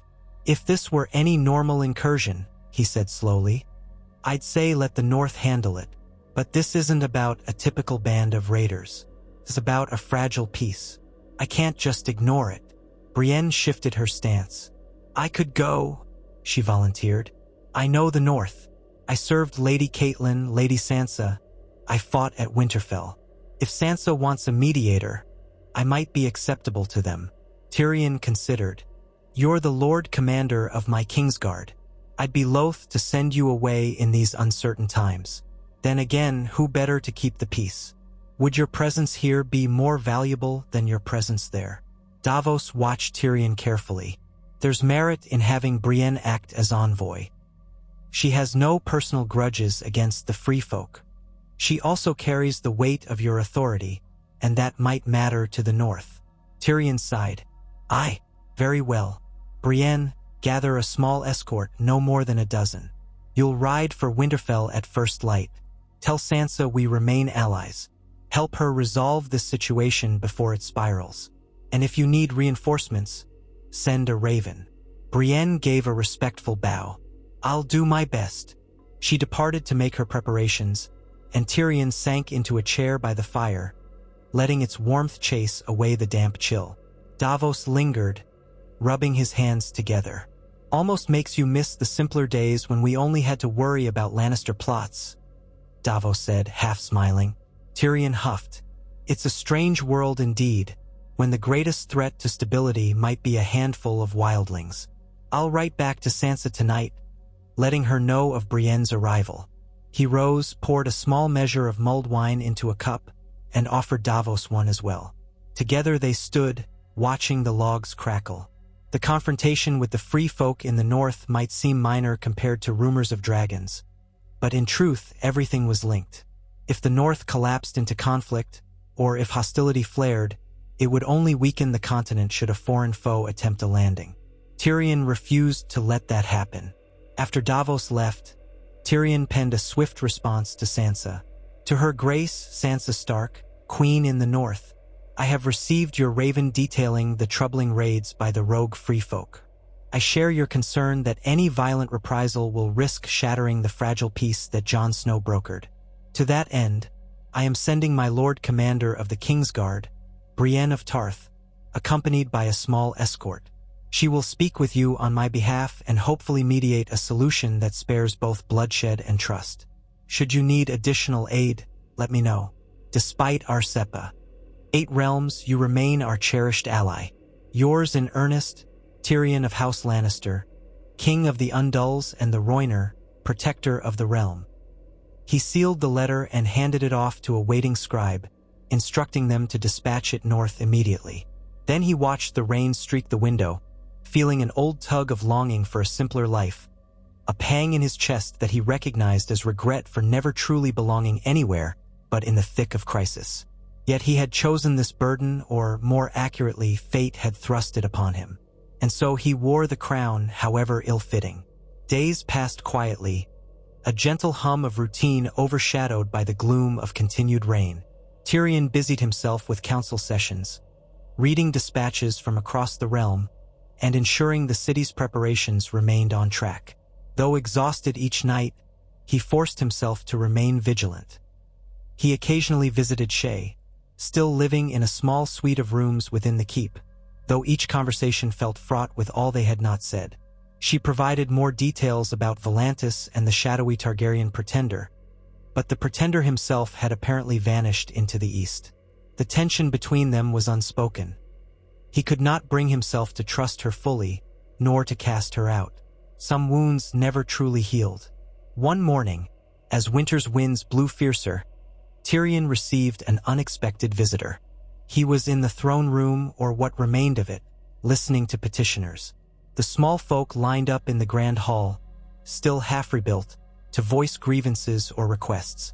Tyrion sat on the sturdy wooden chair that served as his seat of power.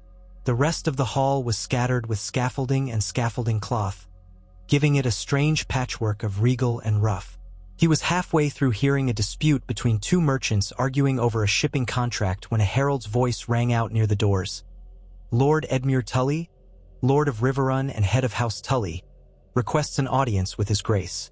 Tyrion exchanged a glance with Davos, who stood to one side, arms folded. "Send him in," Tyrion called. Edmure walked in, shoulders hunched against the chill. He wore the trout sigil on a cloak, his once red hair now threaded with silver. He looked uneasy, casting a glance at the half-finished walls. "Your Grace," Edmure said, bowing politely, "forgive me for arriving unannounced." Tyrion ended the dispute session for the day, dismissing the merchants and the other petitioners with a promise he'd resume the following morning. Then he beckoned Edmure closer. "It's no trouble, my Lord Tully. You're always welcome here." Edmure shifted, uncertain. "I bring news from the Riverlands. A new band of outlaws calling themselves the Red Sands has been causing havoc.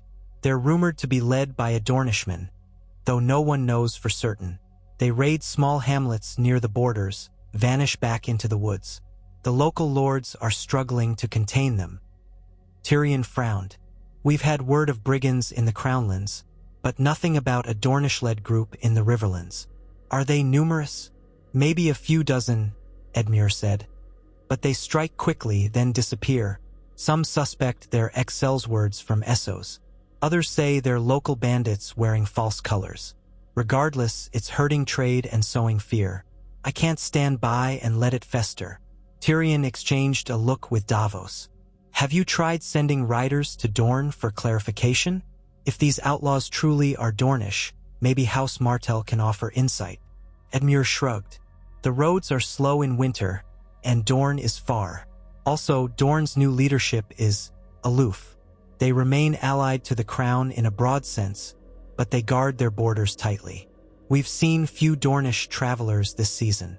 Tyrion drummed his fingers on the arm of his wooden seat. Another threat, another pocket of chaos that could undermine stability. All right, we can spare a few nights to assist you, perhaps. But I can't afford to send a full host. Most of our men are stationed around King's Landing to maintain order. Edmure looked visibly relieved. Even a few nights might help. If we can capture their leader, we can quell the rest. Fair enough. Stay a few days, Edmure. Warm yourself and rest. I'll arrange for some loyal men under the crown's banner to accompany you back to Riverrun. They can coordinate with your forces there. Edmure let out a breath, bowing again. Thank you, Your Grace. You've shown me more courtesy than I deserve. I know I haven't always been the most capable lord. Tyrion managed a small smile. You're trying. That's more than some lords can claim. After Edmure departed, Tyrion gestured for Davos to follow him. They left the throne room and walked through a corridor that smelled of fresh plaster. The route took them to Tyrion's solar, a simpler chamber with a large hearth, where they could speak more privately. Another band of outlaws, Tyrion said wearily once they were inside. Ever since the wars ended, half the realm has turned to banditry and brigandage. Too many swords, not enough stable incomes. Davos rubbed his chin. We can't keep stamping them out one by one. Sooner or later, we have to address the root cause: land distribution, job opportunities, basic law enforcement in the outlying areas. Tyrion knew Davos was right, but it was such a monumental task to unify local lords and convince them to implement new laws, especially when they feared losing their privileges. We'll handle it step by step, Tyrion said. For now, we'll send enough knights to help Edmure track these red sands. I'll also write to Dorne, see if they know anything about a rogue Dornishman leading bandits. Davos nodded.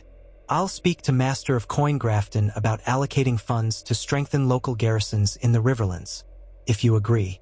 Might prevent smaller groups from emerging. Do it, Tyrion replied. Then he sank into a chair, exhaustion creeping into his bones again. And find Bronn. I want him to ride to the Iron Islands sooner rather than later. The less time they have to plot or remain idle, the better for us all. Davos left, and Tyrion allowed himself a moment alone. He stared into the hearth, the dance of flames.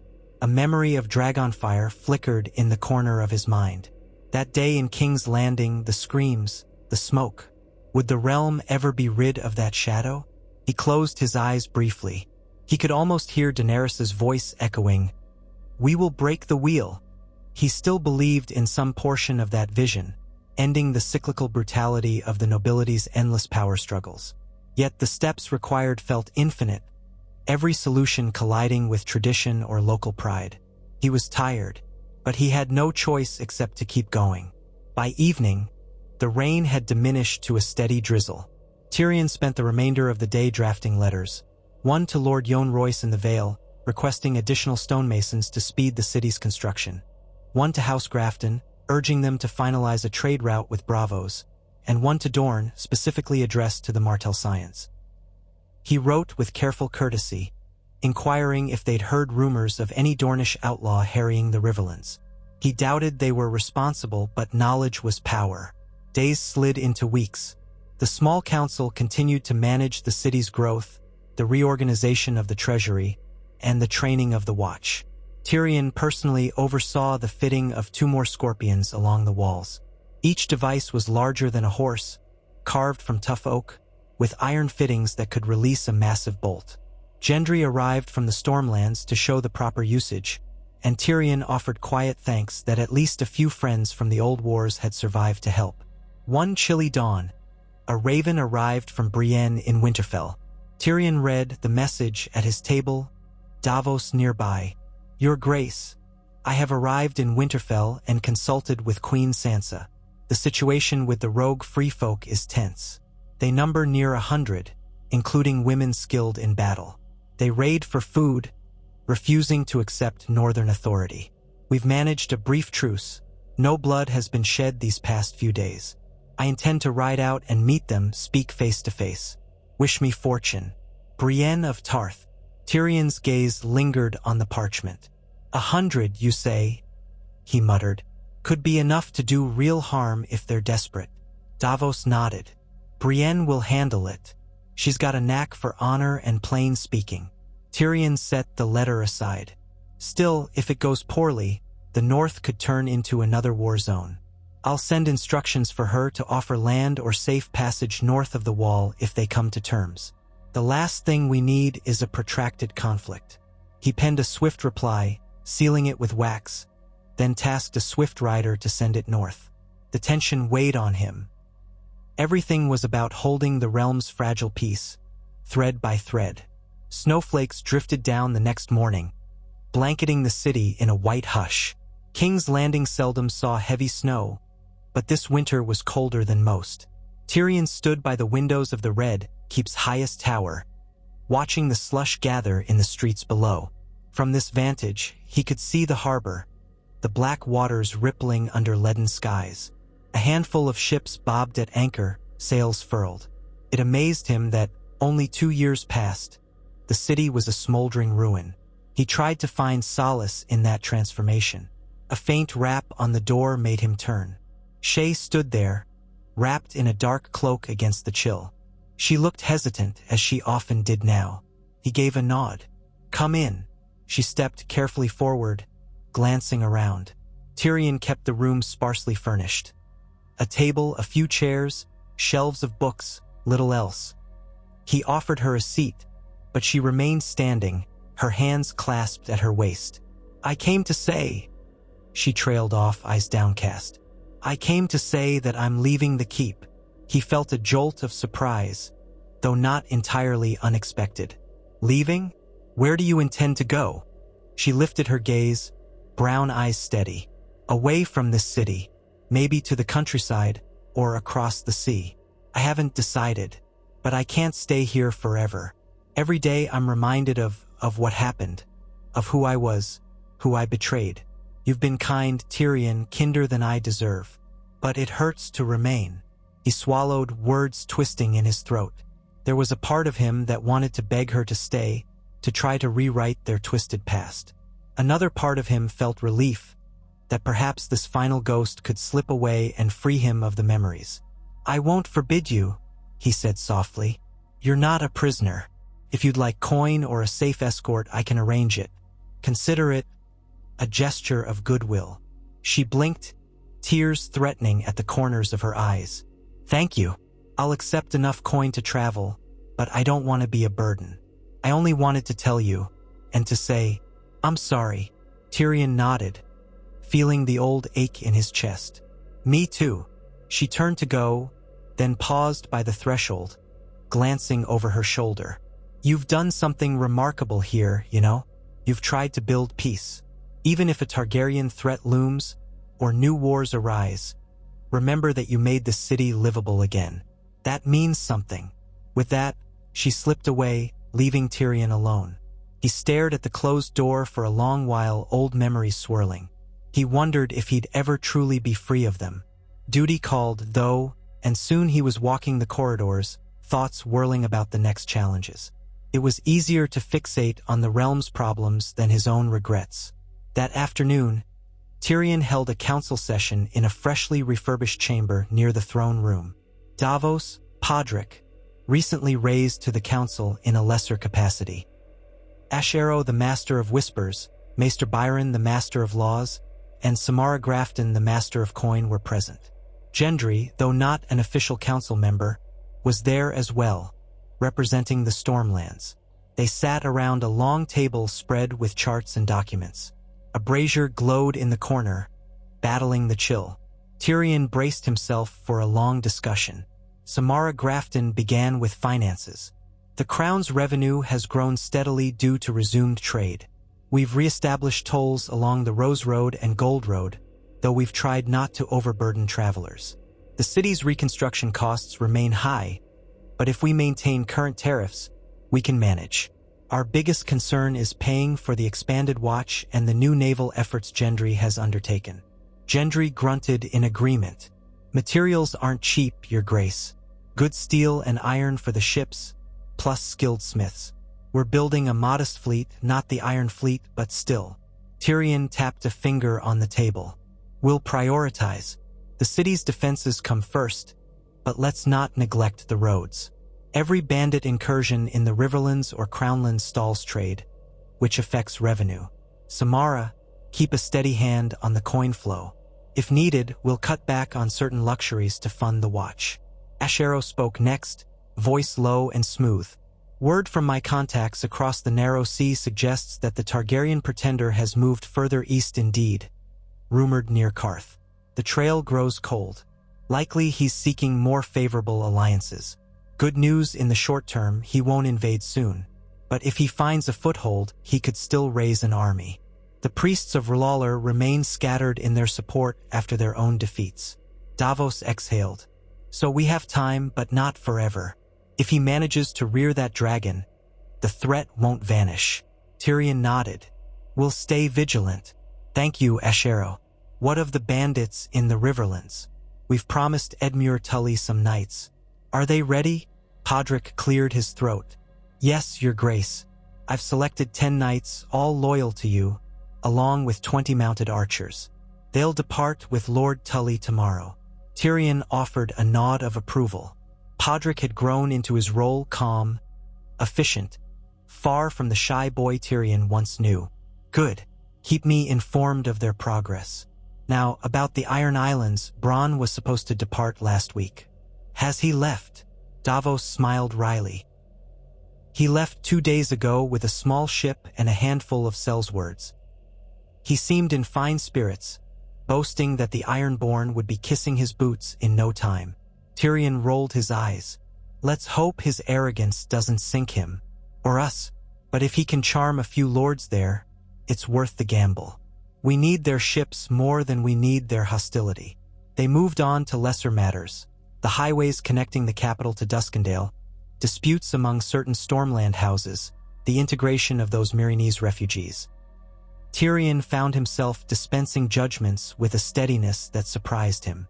2 years of kingship had honed his administrative sense. He could parse through conflicting petitions quickly, balancing alliances and moral imperatives. It was a stark contrast to his earlier life, when all he had cared about was wine, wit, and survival. Now, the realm's future was his daily burden. When the council session ended, dusk had fallen. The members dispersed to manage their tasks, leaving Tyrion alone with Davos once more. A hush settled in the chamber, broken only by the crackle of the brazier's coals. "Darkness comes early in winter," Tyrion murmured. Davos nodded. But we still have the warmth of the fires." Tyrion looked at him, noting the lines in the Onion Knight's face, etched from years of hardship. "You've served under many kings, Davos. Stannis, Jon, Naomi. Do you ever grow weary of it?" Davos gave a rueful smile. "I grew weary a long time ago, but the realm doesn't let us rest. Stannis taught me about duty, though he was harsh and inflexible. Jon taught me about mercy. You've shown me that men can govern with reason if they set aside pride. It's not perfect, but it's something. So yes, I'm weary, but I'll keep going as long as I must." Tyrion managed a faint chuckle. "That's more encouraging than you might think. Let's keep going, then." They parted ways. Tyrion took a meal of stew and bread in his chambers, alone except for the flickering candlelight. He felt the weight of the day pressing down. Bandits, potential Targaryen invasions, uncertain alliances. And yet, an odd sense of purpose filled him. This was his life now. He could not cast it aside. He ate slowly, sipping watered wine, remembering Shay's decision to leave. It was for the best, he told himself. Perhaps he was making room for a future unchained by old ghosts. The next weeks passed in a blur of small crises and steady progress. Snow fell intermittently, though rarely enough to disrupt daily life. King's Landing bustled with new shops, the harbor bristling with vessels from Lys, Pentos, and Bravos. Tyrion oversaw the completion of a new aqueduct that channeled fresh water from the nearby streams to the city's cisterns, a wonder compared to the old days, when the water supply was filthy and disease-ridden. The small folk, though not wholly enthusiastic about taxes, at least saw tangible improvements. Cleaner streets, fewer rats, more consistent bread distribution. In the Riverlands, Edmure Tully sent ravens reporting some success against the Red Sands outlaws, though their elusive leader remained at large. Then news arrived from the north, carried by Brienne herself. She rode into the Red Keep's courtyard one crisp morning, her cloak dusted with frost, face set in a tired but resolved expression. Tyrion hurried down to greet her, accompanied by Davos and a handful of guards. Brienne dismounted stiffly, handing her reins to a groom. She bowed. "Your Grace." "Brienne," Tyrion said, "your presence here means either triumph or tragedy. Which is it?" She wiped a crust of ice from her gauntlet. "We've resolved the situation, more or less. The rogue free folk have agreed to return north of the wall, provided they're allowed safe passage and given some supplies." Sansa was reluctant. Her lords wanted vengeance for the raids. But she agreed, knowing it was better than sparking another war. "We escorted the free folk to the wall. Negotiations under the watch of the Night's Watch. No bloodshed." Tyrion felt a wave of relief. "That's good news indeed. How did you convince them?" Brienne shrugged. "It wasn't just me. Sansa managed to offer them enough winter stores, and they recognized they couldn't hold out in the north if every castle opposed them. Peace was the logical choice." Tyrion caught the note of pride in Brienne's voice when she spoke Sansa's name. The Lady of Tarth had always been fiercely loyal to the Starks. He was grateful that loyalty had served the realm well. "Thank you," Tyrion said.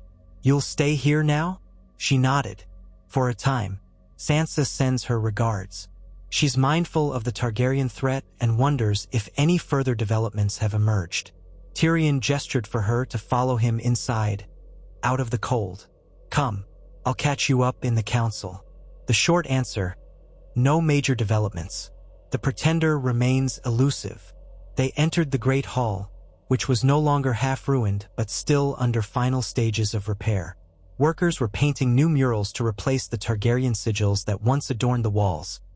Pictures of harvests, ships at sea, and winding roads that symbolized the realm's reconstruction. Brienne took in the changes with a slow sweep of her gaze. "It almost looks like a different city," she said. "I remember the scars of dragonfire everywhere." Tyrion sighed. "The scars are still there, beneath fresh plaster and new paint, but we do what we can." They ascended to the council chamber. Brienne removed her cloak and stood near the table, stiff from her recent travels. One by one, the other council members filed in: Davos, Samara Grafton, Gendry, and Maester Byron. Ashero was absent, apparently out gathering information. Podrick arrived last, smiling at Brienne in quiet relief. The meeting began. Tyrion introduced Brienne's news. The northern crisis had passed without bloodshed. The council received it with cautious optimism. Another potential spark of war extinguished. Then they reviewed the latest reports from the Riverlands. Edmure Tully's knights had cornered most of the bandits, though the leader still slipped away. A letter from Dorne suggested ignorance of any Dornish outlaws meddling in the Riverlands, but politely offered to investigate rumors. Tyrion doubted they would do much. Dorne's new ruling family had little interest in external affairs.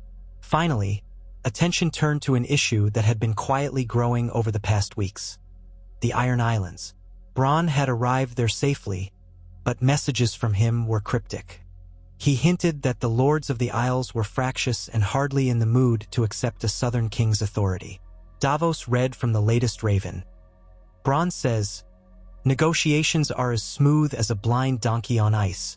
They want coin or plunder to join any war. Also, watch your pockets around them. I've got half a mind to sail back, but I'll see if I can coax some sense out of their leaders. Have a cask of decent ale ready when I return." Gendry snorted. "Sounds like Bronn." Tyrion pinched the bridge of his nose. "The Ironborn want profit, not alliances. If war comes with Essos, they'll likely raid for spoils, unless we can outbid the Easterners."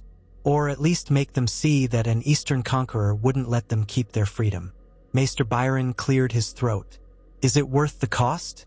The Iron Islands are small, battered from the previous wars. Their fleets are formidable, but they're not as strong as they once were. Perhaps we can protect our coasts by other means. That might be an option, Tyrion conceded.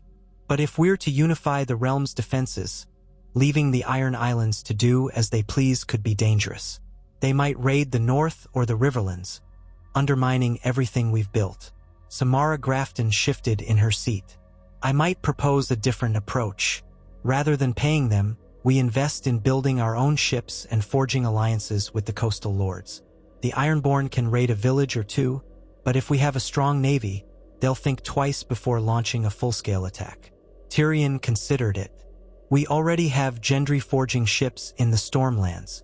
If we double the effort, we'll strain the treasury further, but it might pay off in the long run. I'd still prefer the Ironborn on our side, but if that's not possible, we need a fallback.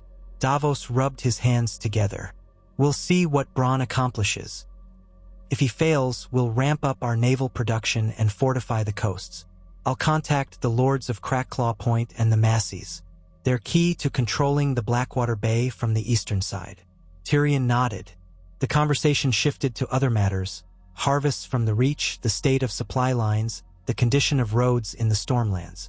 Brienne recounted the morale in the north, describing Sansa's efforts to feed her people in the prolonged winter.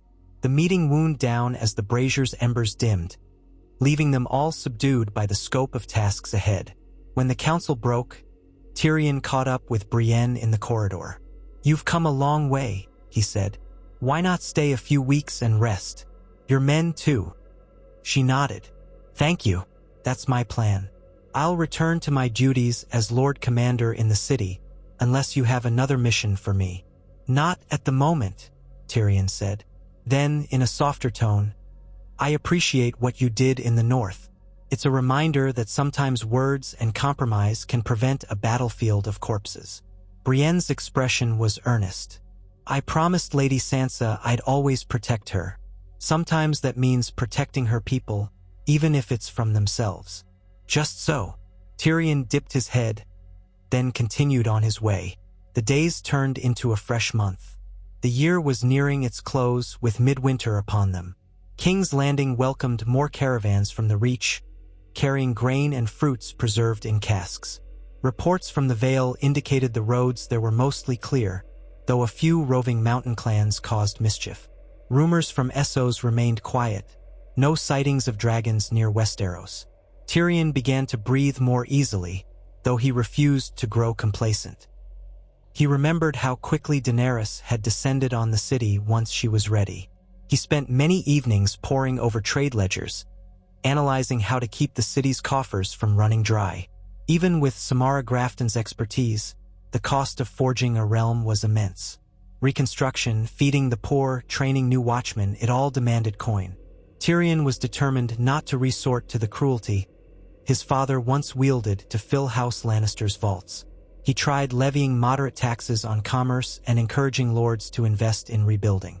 Some cooperated, seeing future profit in a stable realm. Others dragged their feet. At least House Tyrell's successors in Highgarden seemed eager to trade, shipping vast amounts of produce to the capital. On a cold morning, when the sky was almost white with haze, Tyrion found himself seated at his desk, drafting an invitation. He wanted to host a modest gathering after midwinter, inviting prominent lords to discuss the next phase of reconstruction.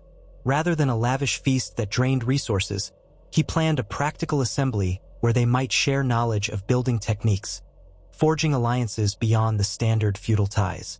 He wrote carefully, "To the esteemed lords and ladies of Westeros, it has been 2 years since the devastation of our capital. In that time, we have worked hand in hand to restore King's Landing, to mend the wounds of war, and to ensure a brighter future for all.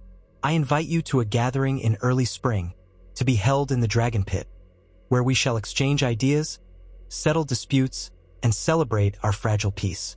Modesty shall guide us rather than excess, for we have seen enough wealth squandered on vanity. Let this be a council of unity, for only through cooperation can we withstand future storms. Yours in hope, Tyrion of House Lannister, King of the Undulls and the Royner, Protector of the Realm. He sealed the letters and sent them via ravens and messengers. The response, he knew, would vary. Some lords might refuse to travel in winter, but if enough came, it could help strengthen the realm's ties. He wanted to ensure that the unity he preached wasn't just a hollow phrase. One afternoon, as Tyrion supervised the drilling of new City Watch recruits in the courtyard, Podrick approached with a folded letter. "From Essos, Your Grace," Pod said, an edge in his voice. "It bears the seal of Ser Demon Valerion, your envoy in Volantis." Tyrion opened it, scanning the contents swiftly. A heavy tension settled around him. "What is it?" Podrick asked. Tyrion inhaled slowly, his breath frosting in the winter air. "He writes that rumors swirl of the Targaryen pretender striking a deal in Karth for ships and supplies. They apparently see him as a potential figure who could unite certain exiled lords from Essos, promising them land in Westeros once he conquers the usurper Dwarf King. Tyrion let out a grim laugh. "So that's what they're calling me now." Podrick's eyes went wide.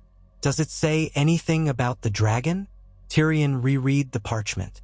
"Only that if there is a hatchling, it remains hidden. Ser Demon can't confirm the beast's growth or condition, but many claim it's real, and that alone is enough to attract sword-hungry adventurers."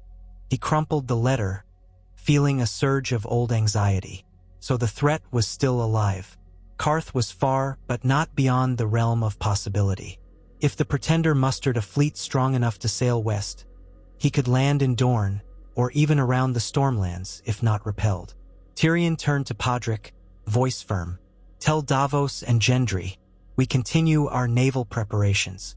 Let them know the pretender's still out there. We must remain ready." Podrick bowed and hurried off. Tyrion stared at the City Watch recruits, who had paused their drills, sensing his disquiet. He forced a reassuring nod, then signaled them to continue. His mind churned with thoughts of Karth, that fabled city of merchants and illusions. Daenerys once traveled there. They had shown her a measure of hospitality, but many factions in Karth were notoriously treacherous, chasing profit above all. It made sense they might align with a new Targaryen if it promised them wealth and power in Westeros. The rest of the day passed in a fog of worry. That evening, Tyrion called a special session with Davos, Gendry, Brienne, and the Master of Whispers, Ash Arrow, who had recently returned from a brief journey. They gathered in Tyrion's solar, lamplight flickering on their faces. Tyrion handed Ash Arrow the letter. "Ser Demon reports the pretender is forging alliances in Karth, possibly gathering a fleet. We might have months, maybe a year, before they're ready. But we need more information. How many ships? Who's backing him?" Ash Arrow nodded thoughtfully. "I'll send more agents to Karth discreetly. It's not easy to infiltrate the 13 or the pureborn who rule there, but gold can open doors." Brienne frowned. Could the threat be exaggerated? Maybe they have a handful of leaky galleys, not a real navy. Tyrion shrugged. "We can't afford to dismiss it. We know from bitter experience how quickly an underestimation can turn to ash." Davos folded his arms. "Then we expand the fleet. Gendry's forging at capacity, but I'll see if we can buy ships from the Arbor or the Eastern traders. Bravos might be willing to sell war galleys if we sweeten the deal." Gendry nodded. "I'll also see if we can speed up production, but we'll need more coin, more carpenters, more men to sail them. That's no small request." Tyrion stared into the lamplight. The realm felt like it was on the verge of a new test. "We have to do what we must.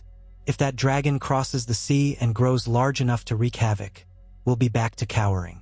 I won't let King's Landing burn again." They agreed on a plan. Ash Arrow would gather intelligence from Karth, Davos would pursue ship purchases and alliances with Bravos, and Gendry would push forward on local shipbuilding. Brienne would continue to strengthen the city's defenses from within. Tyrion would coordinate these efforts, balancing the finances as best he could with Samara Grafton's help. After they departed, Tyrion stood by the window, the city lights below a faint glow in the winter darkness. The threat felt distant yet impossibly real. He remembered how Daenerys's dragons, once small and caged, grew into unstoppable beasts. Even a single dragon could tip the balance of power. He whispered a silent vow. Never again. He would not fail the realm as he had failed under Daenerys. Another month passed in careful preparation. Ravens flew to and from Bravos, carrying offers of gold for ships. Lords across the realm grumbled at new levies that Tyrion placed to fund the naval expansion. The noise of hammers echoed day and night in the shipyards along the Blackwater. At times, Tyrion longed for a simpler approach, such as persuading the Targaryen pretender to abandon his claim or forging a treaty. But from what he heard of the man's rhetoric, it was all about reclaiming the birthright from usurpers. Diplomacy seemed unlikely. One cold, clear morning, Tyrion decided to visit the docks personally to inspect progress. He rode in a small procession with Davos and Gendry, the streets slushy from recent snowfall. Onlookers stopped to watch the dwarf king pass, some bowing, others simply curious. Tyrion had grown used to it, though part of him missed his former anonymity. They arrived at the bustling waterfront. Workers scurried among half-constructed hulls, the acrid smell of tar and sawdust filling the air. Timber beams lay stacked in neat piles. Tyrion dismounted, letting his breath curl in the chilly morning light. Gendry walked him through the shipyard, pointing out each vessel's stage of completion. This one will be a galley, designed for speed and ramming. That one, a heavier warship to carry scorpions on deck. If we manage another year of building, we could have a fleet of 12 or more war-ready ships. Davos stroked his beard, eyeing the laborers. They're working hard, but we need experienced captains and sailors to crew them. No point having ships if no one can sail them effectively. Tyrion saw the truth in it. We'll recruit from the Stormlands, the Reach, and wherever else we can find them. Even some from the Iron Islands if Bronn can persuade them. Offer them fair pay. We have to make it attractive. They continued along the docks, where fishing vessels offloaded the morning's catch. Tyrion paused to watch the fishermen, their faces lined with years of toil. He wondered how many times such men had been conscripted or forced to flee war's path. He intended to ensure that, if war came, it would be fought on Westeros's terms, not in the street of smallfolk who had no choice in the matter. As they turned to leave, a group of street children gathered around the edge of the wharf, wide-eyed at the sight of the king. One little girl in a ragged cloak stepped forward, clutching a small wooden carving shaped like a lion. She held it out timidly. Tyrion knelt with some difficulty, extending a gloved hand. "What's that you have?" The girl swallowed. "It's a gift, M-Lord. For you. Maida carved it from driftwood.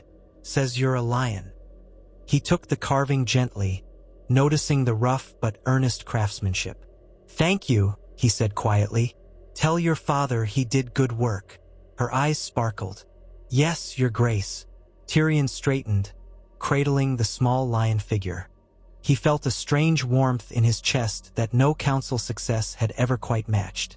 These were the people he ruled for, those who had survived under tyrants and queens, only to keep hoping life might get better. He and his party rode back to the Red Keep under the crisp winter sun. Tyrion kept the driftwood lion tucked safely inside his cloak, a tangible reminder of why he refused to let the realm fall to Dragonfire again. That evening, as he stood in his solar, the wooden lion on his desk, he found himself thinking of all those he had lost.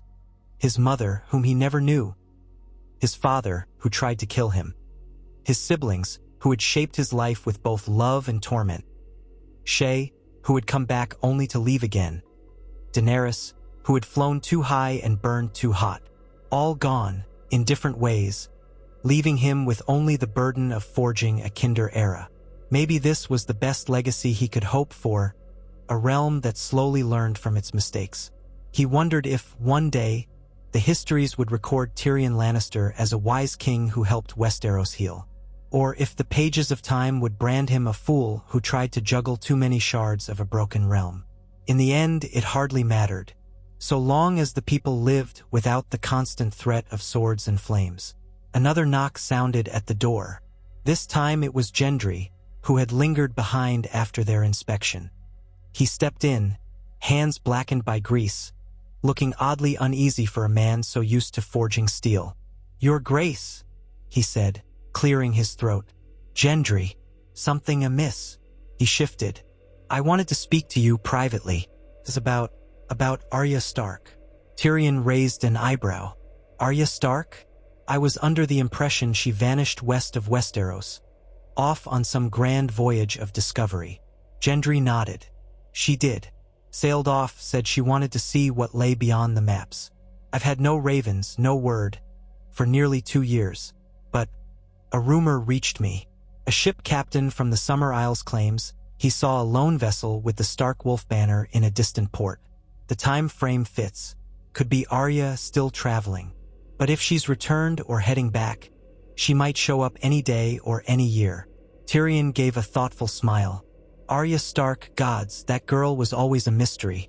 If she returns, she'll find Sansa ruling the North, Bran doing whatever it is he does, and me on the wooden throne. Quite a sight for her." Gendry looked uncertain. "I don't know what she'd want if she came back, but I still feel something for her. I proposed once, she refused. But that doesn't mean I've forgotten. If she shows up, well, I'd like to know. That's all." Tyrion softened. "I understand. If any sign of her arrives, I'll inform you immediately. Though you know Arya. She's likely to appear in your chambers unannounced rather than send a polite raven." They shared a small laugh. Then Gendry cleared his throat again. "Right, that's all I wanted. Apologies for intruding, Your Grace." Tyrion waved a hand dismissively. "Think nothing of it. We all have ghosts, Gendry, and regrets. Yours is simply more alive than most." Gendry nodded and left. Alone once more, Tyrion stared at the driftwood lion. It seemed everyone had unfinished business. Brienne with her vow to the Starks, Gendry with his hopes for Arya, Davos with his memories of Shireen Baratheon, and Tyrion with the entire realm in his hands. Perhaps that was why they pressed on, to find some measure of closure or redemption in a world that seldom granted either. Time rolled toward spring, though winter's grip still lingered in the frosts each morning. Tyrion continued to receive replies to his invitation for a gathering in the Dragon Pit. Many lords promised to attend, though some, like those from the far north or the Iron Islands, remained non-committal. He pressed forward with the event, seeing it as a chance to consolidate the fragile alliances. If war with the Targaryen pretender ever came, they would need each other. On a bright day just before the planned assembly, a small caravan from the Vale arrived at the gates of King's Landing. Among them was Yohn Royce, imposing in dark mail, and several lesser lords. Tyrion greeted them personally in the courtyard. Royce dismounted, bowing respectfully. "Your Grace," he said in his gravelly voice, "we bring granite and skilled stonecutters from the Vale, as you requested. I look forward to seeing how the city has changed." Tyrion offered a polite smile. "Thank you, Lord Royce. You'll see it's come a long way since the last time you walked these streets." Royce nodded gravely. "Let us hope it endures. The Vale stands ready to assist, though we remain watchful of any potential threat from beyond the sea. Word travels fast." Tyrion inclined his head. "We share that watchfulness. Your stonecutters will be put to good use. Rest, and we'll speak more at the gathering." Royce's party was shown to their accommodations. The next day, more lords trickled in. From the Reach, a distant relative of the Tyrells named Lady Ellen, accompanied by a retinue carrying crates of preserved fruits. From the Westerlands came a small group of lesser Lannister cousins, though they walked on eggshells around Tyrion, uncertain how to approach their dwarf king. From the Stormlands arrived Gendry's men, proud to display their forging of new steel. As the day of the assembly dawned, the city teemed with banners and visitors, a subdued echo of the grand tournaments of old, though Tyrion refused to sponsor any lavish feast. Instead, they prepared a simple hearty meal of stewed meats, bread, and fresh produce from the Reach. The air buzzed with conversation and the clatter of wagon wheels. In the midst of it all, Tyrion felt an odd swirl of nervousness. This was the realm he had sworn to mend. Lords who had once fought each other, now gathering under his invitation. The dragon pit, still scarred and partially collapsed, had been cleared of rubble. Wooden benches lined the open space, torches placed at intervals. The roof was half gone, letting cold sunlight stream in. Tyrion insisted on holding the assembly here as a symbol. The old Targaryen seat of power reduced to ruins, yet serving a new purpose of unity. No dragon eggs, no burning swords, just honest discussion and planning. He took his seat near the center, on a simple wooden chair, flanked by Davos and Brienne. The lords and ladies settled on the benches, some shivering in the chill. A hush gradually fell. Tyrion rose, his breath visible in the cold air. "My lords, my ladies," he began. "Thank you for answering my call. I know it is no small thing to travel in winter, but we gather today not for pageantry or hollow oaths, but to discuss the realm's future. 2 years ago, King's Landing lay in ruins. War ravaged us all. We stand on uncertain ground still.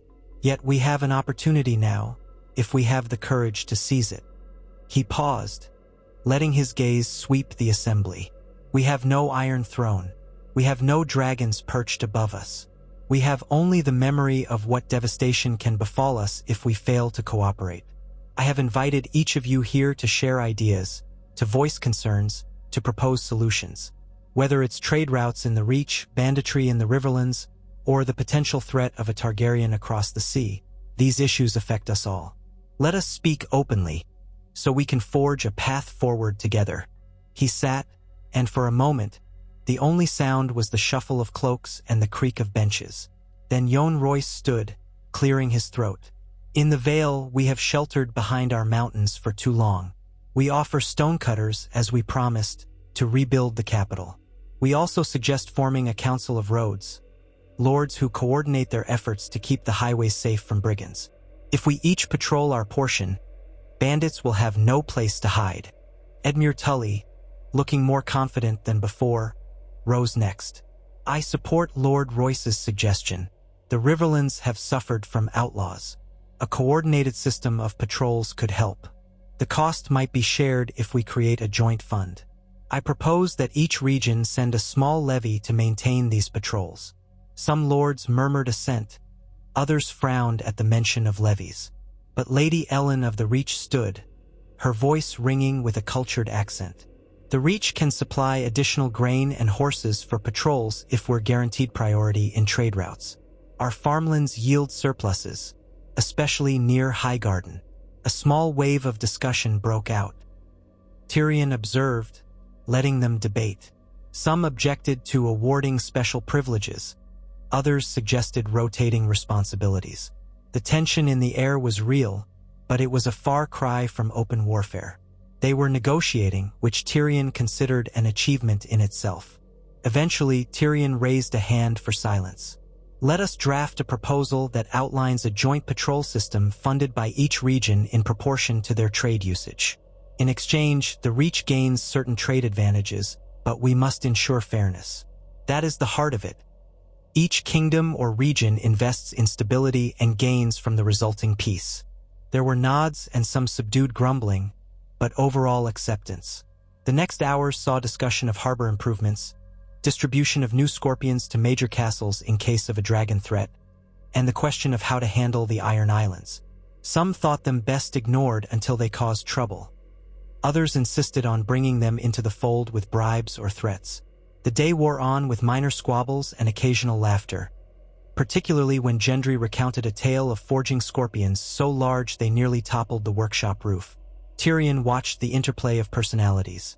Jon Royce's stern practicality, Edmure Tully's eagerness to prove himself, Lady Ellen's ambition, the cautious murmurs of lesser lords from the Westerlands, still uneasy with a Lannister dwarf on the throne. Through it all, Davos and Brienne offered calm insights, bridging differences with logic or appeals to honor. When the gathering concluded at dusk, Tyrion felt a surprising sense of accomplishment.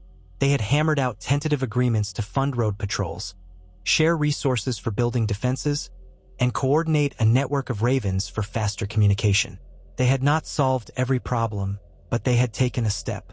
He rose from his chair, addressing them a final time. "I thank you all.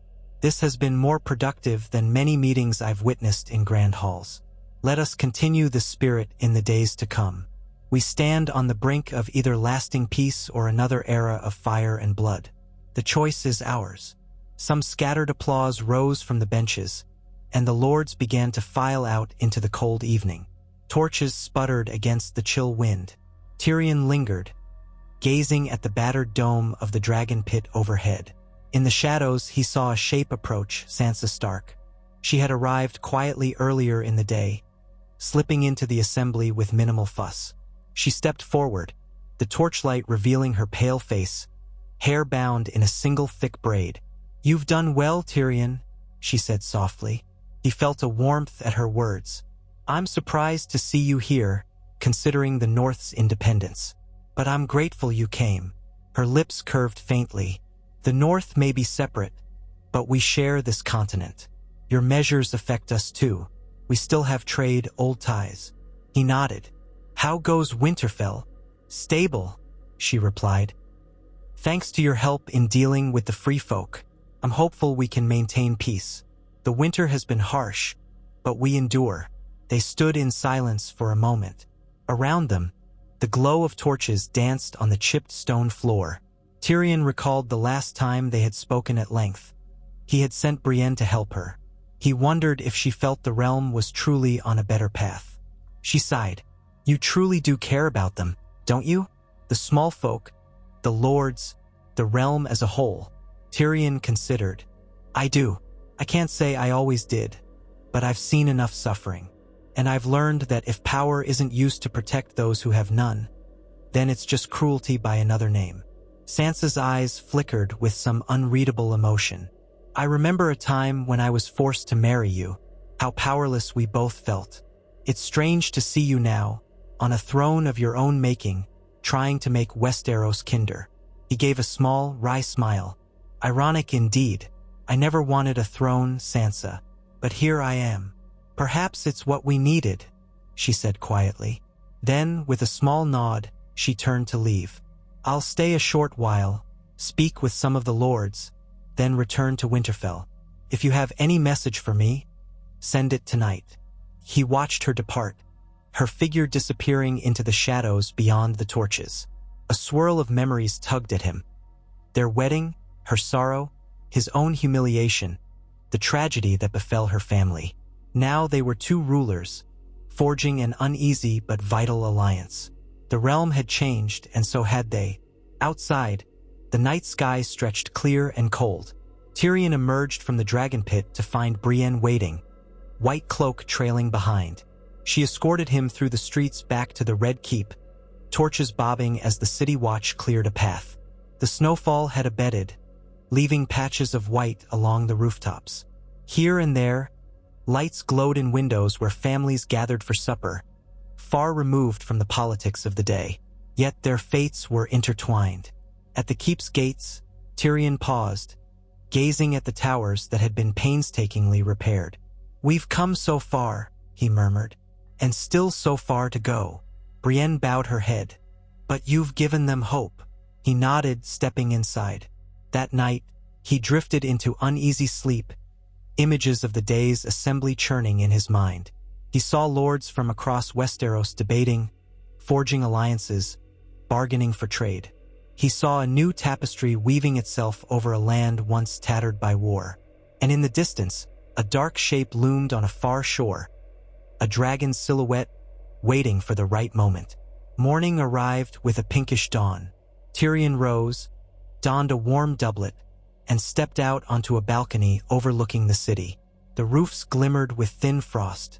Smoke rose from chimneys in lazy spirals, and the dull roar of commerce already stirred in the streets. This was the realm he had fought to preserve. Flawed, hungry, battered, but alive. Davos found him there, breath steaming in the chill. "Up early, Your Grace." "Sleep was elusive," Tyrion admitted. Davos approached, hands tucked in his sleeves. "The assembly was a step forward, I think. Might not stop a dragon, but it keeps us united." Tyrion's gaze lingered on the horizon. Yes, The real test will come if that Targaryen pretender arrives with a living dragon. Will these lords rally behind me then, or turn to their own interests? We've done our best, Davos said, and we'll keep preparing.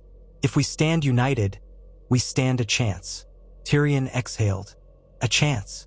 That's all we can hope for. Behind him, the Red Keep's walls stood as a testament to endurance. The city was stirring, and somewhere across the sea, a would-be conqueror dreamed of draping Westeros in new flames. Yet Tyrion held to the slender hope that reason and unity might prevail. In that moment, he felt every scar and memory weigh on him. The cynical words of his father, the cunning of his sister, the illusions of Daenerys. He was not Tywin Lannister, nor Joffrey, nor Cersei, nor Daenerys. He was Tyrion, the dwarf who had become a king, trying to break the cycle. If war came, he would meet it with cunning, alliances, and a realm determined never to bow to tyranny again. And if peace could hold, if the Targaryen threat never fully materialized, then Westeros might finally breathe free. For now, he descended from the balcony, a king with no illusions but plenty of resolve. 1,000 tasks awaited. Letters to pen, disputes to settle, defenses to strengthen. He walked forward into the day, step by step, leading the realm that had, against all odds, placed its trust in him. If he could keep them from tearing each other apart, if he could shield them from foreign dragons, perhaps one day they'd speak of King Tyrion as something more than the imp. Perhaps they'd call him the man who saved Westeros from itself. That was enough for him. He would do the work day after day and let history decide the rest.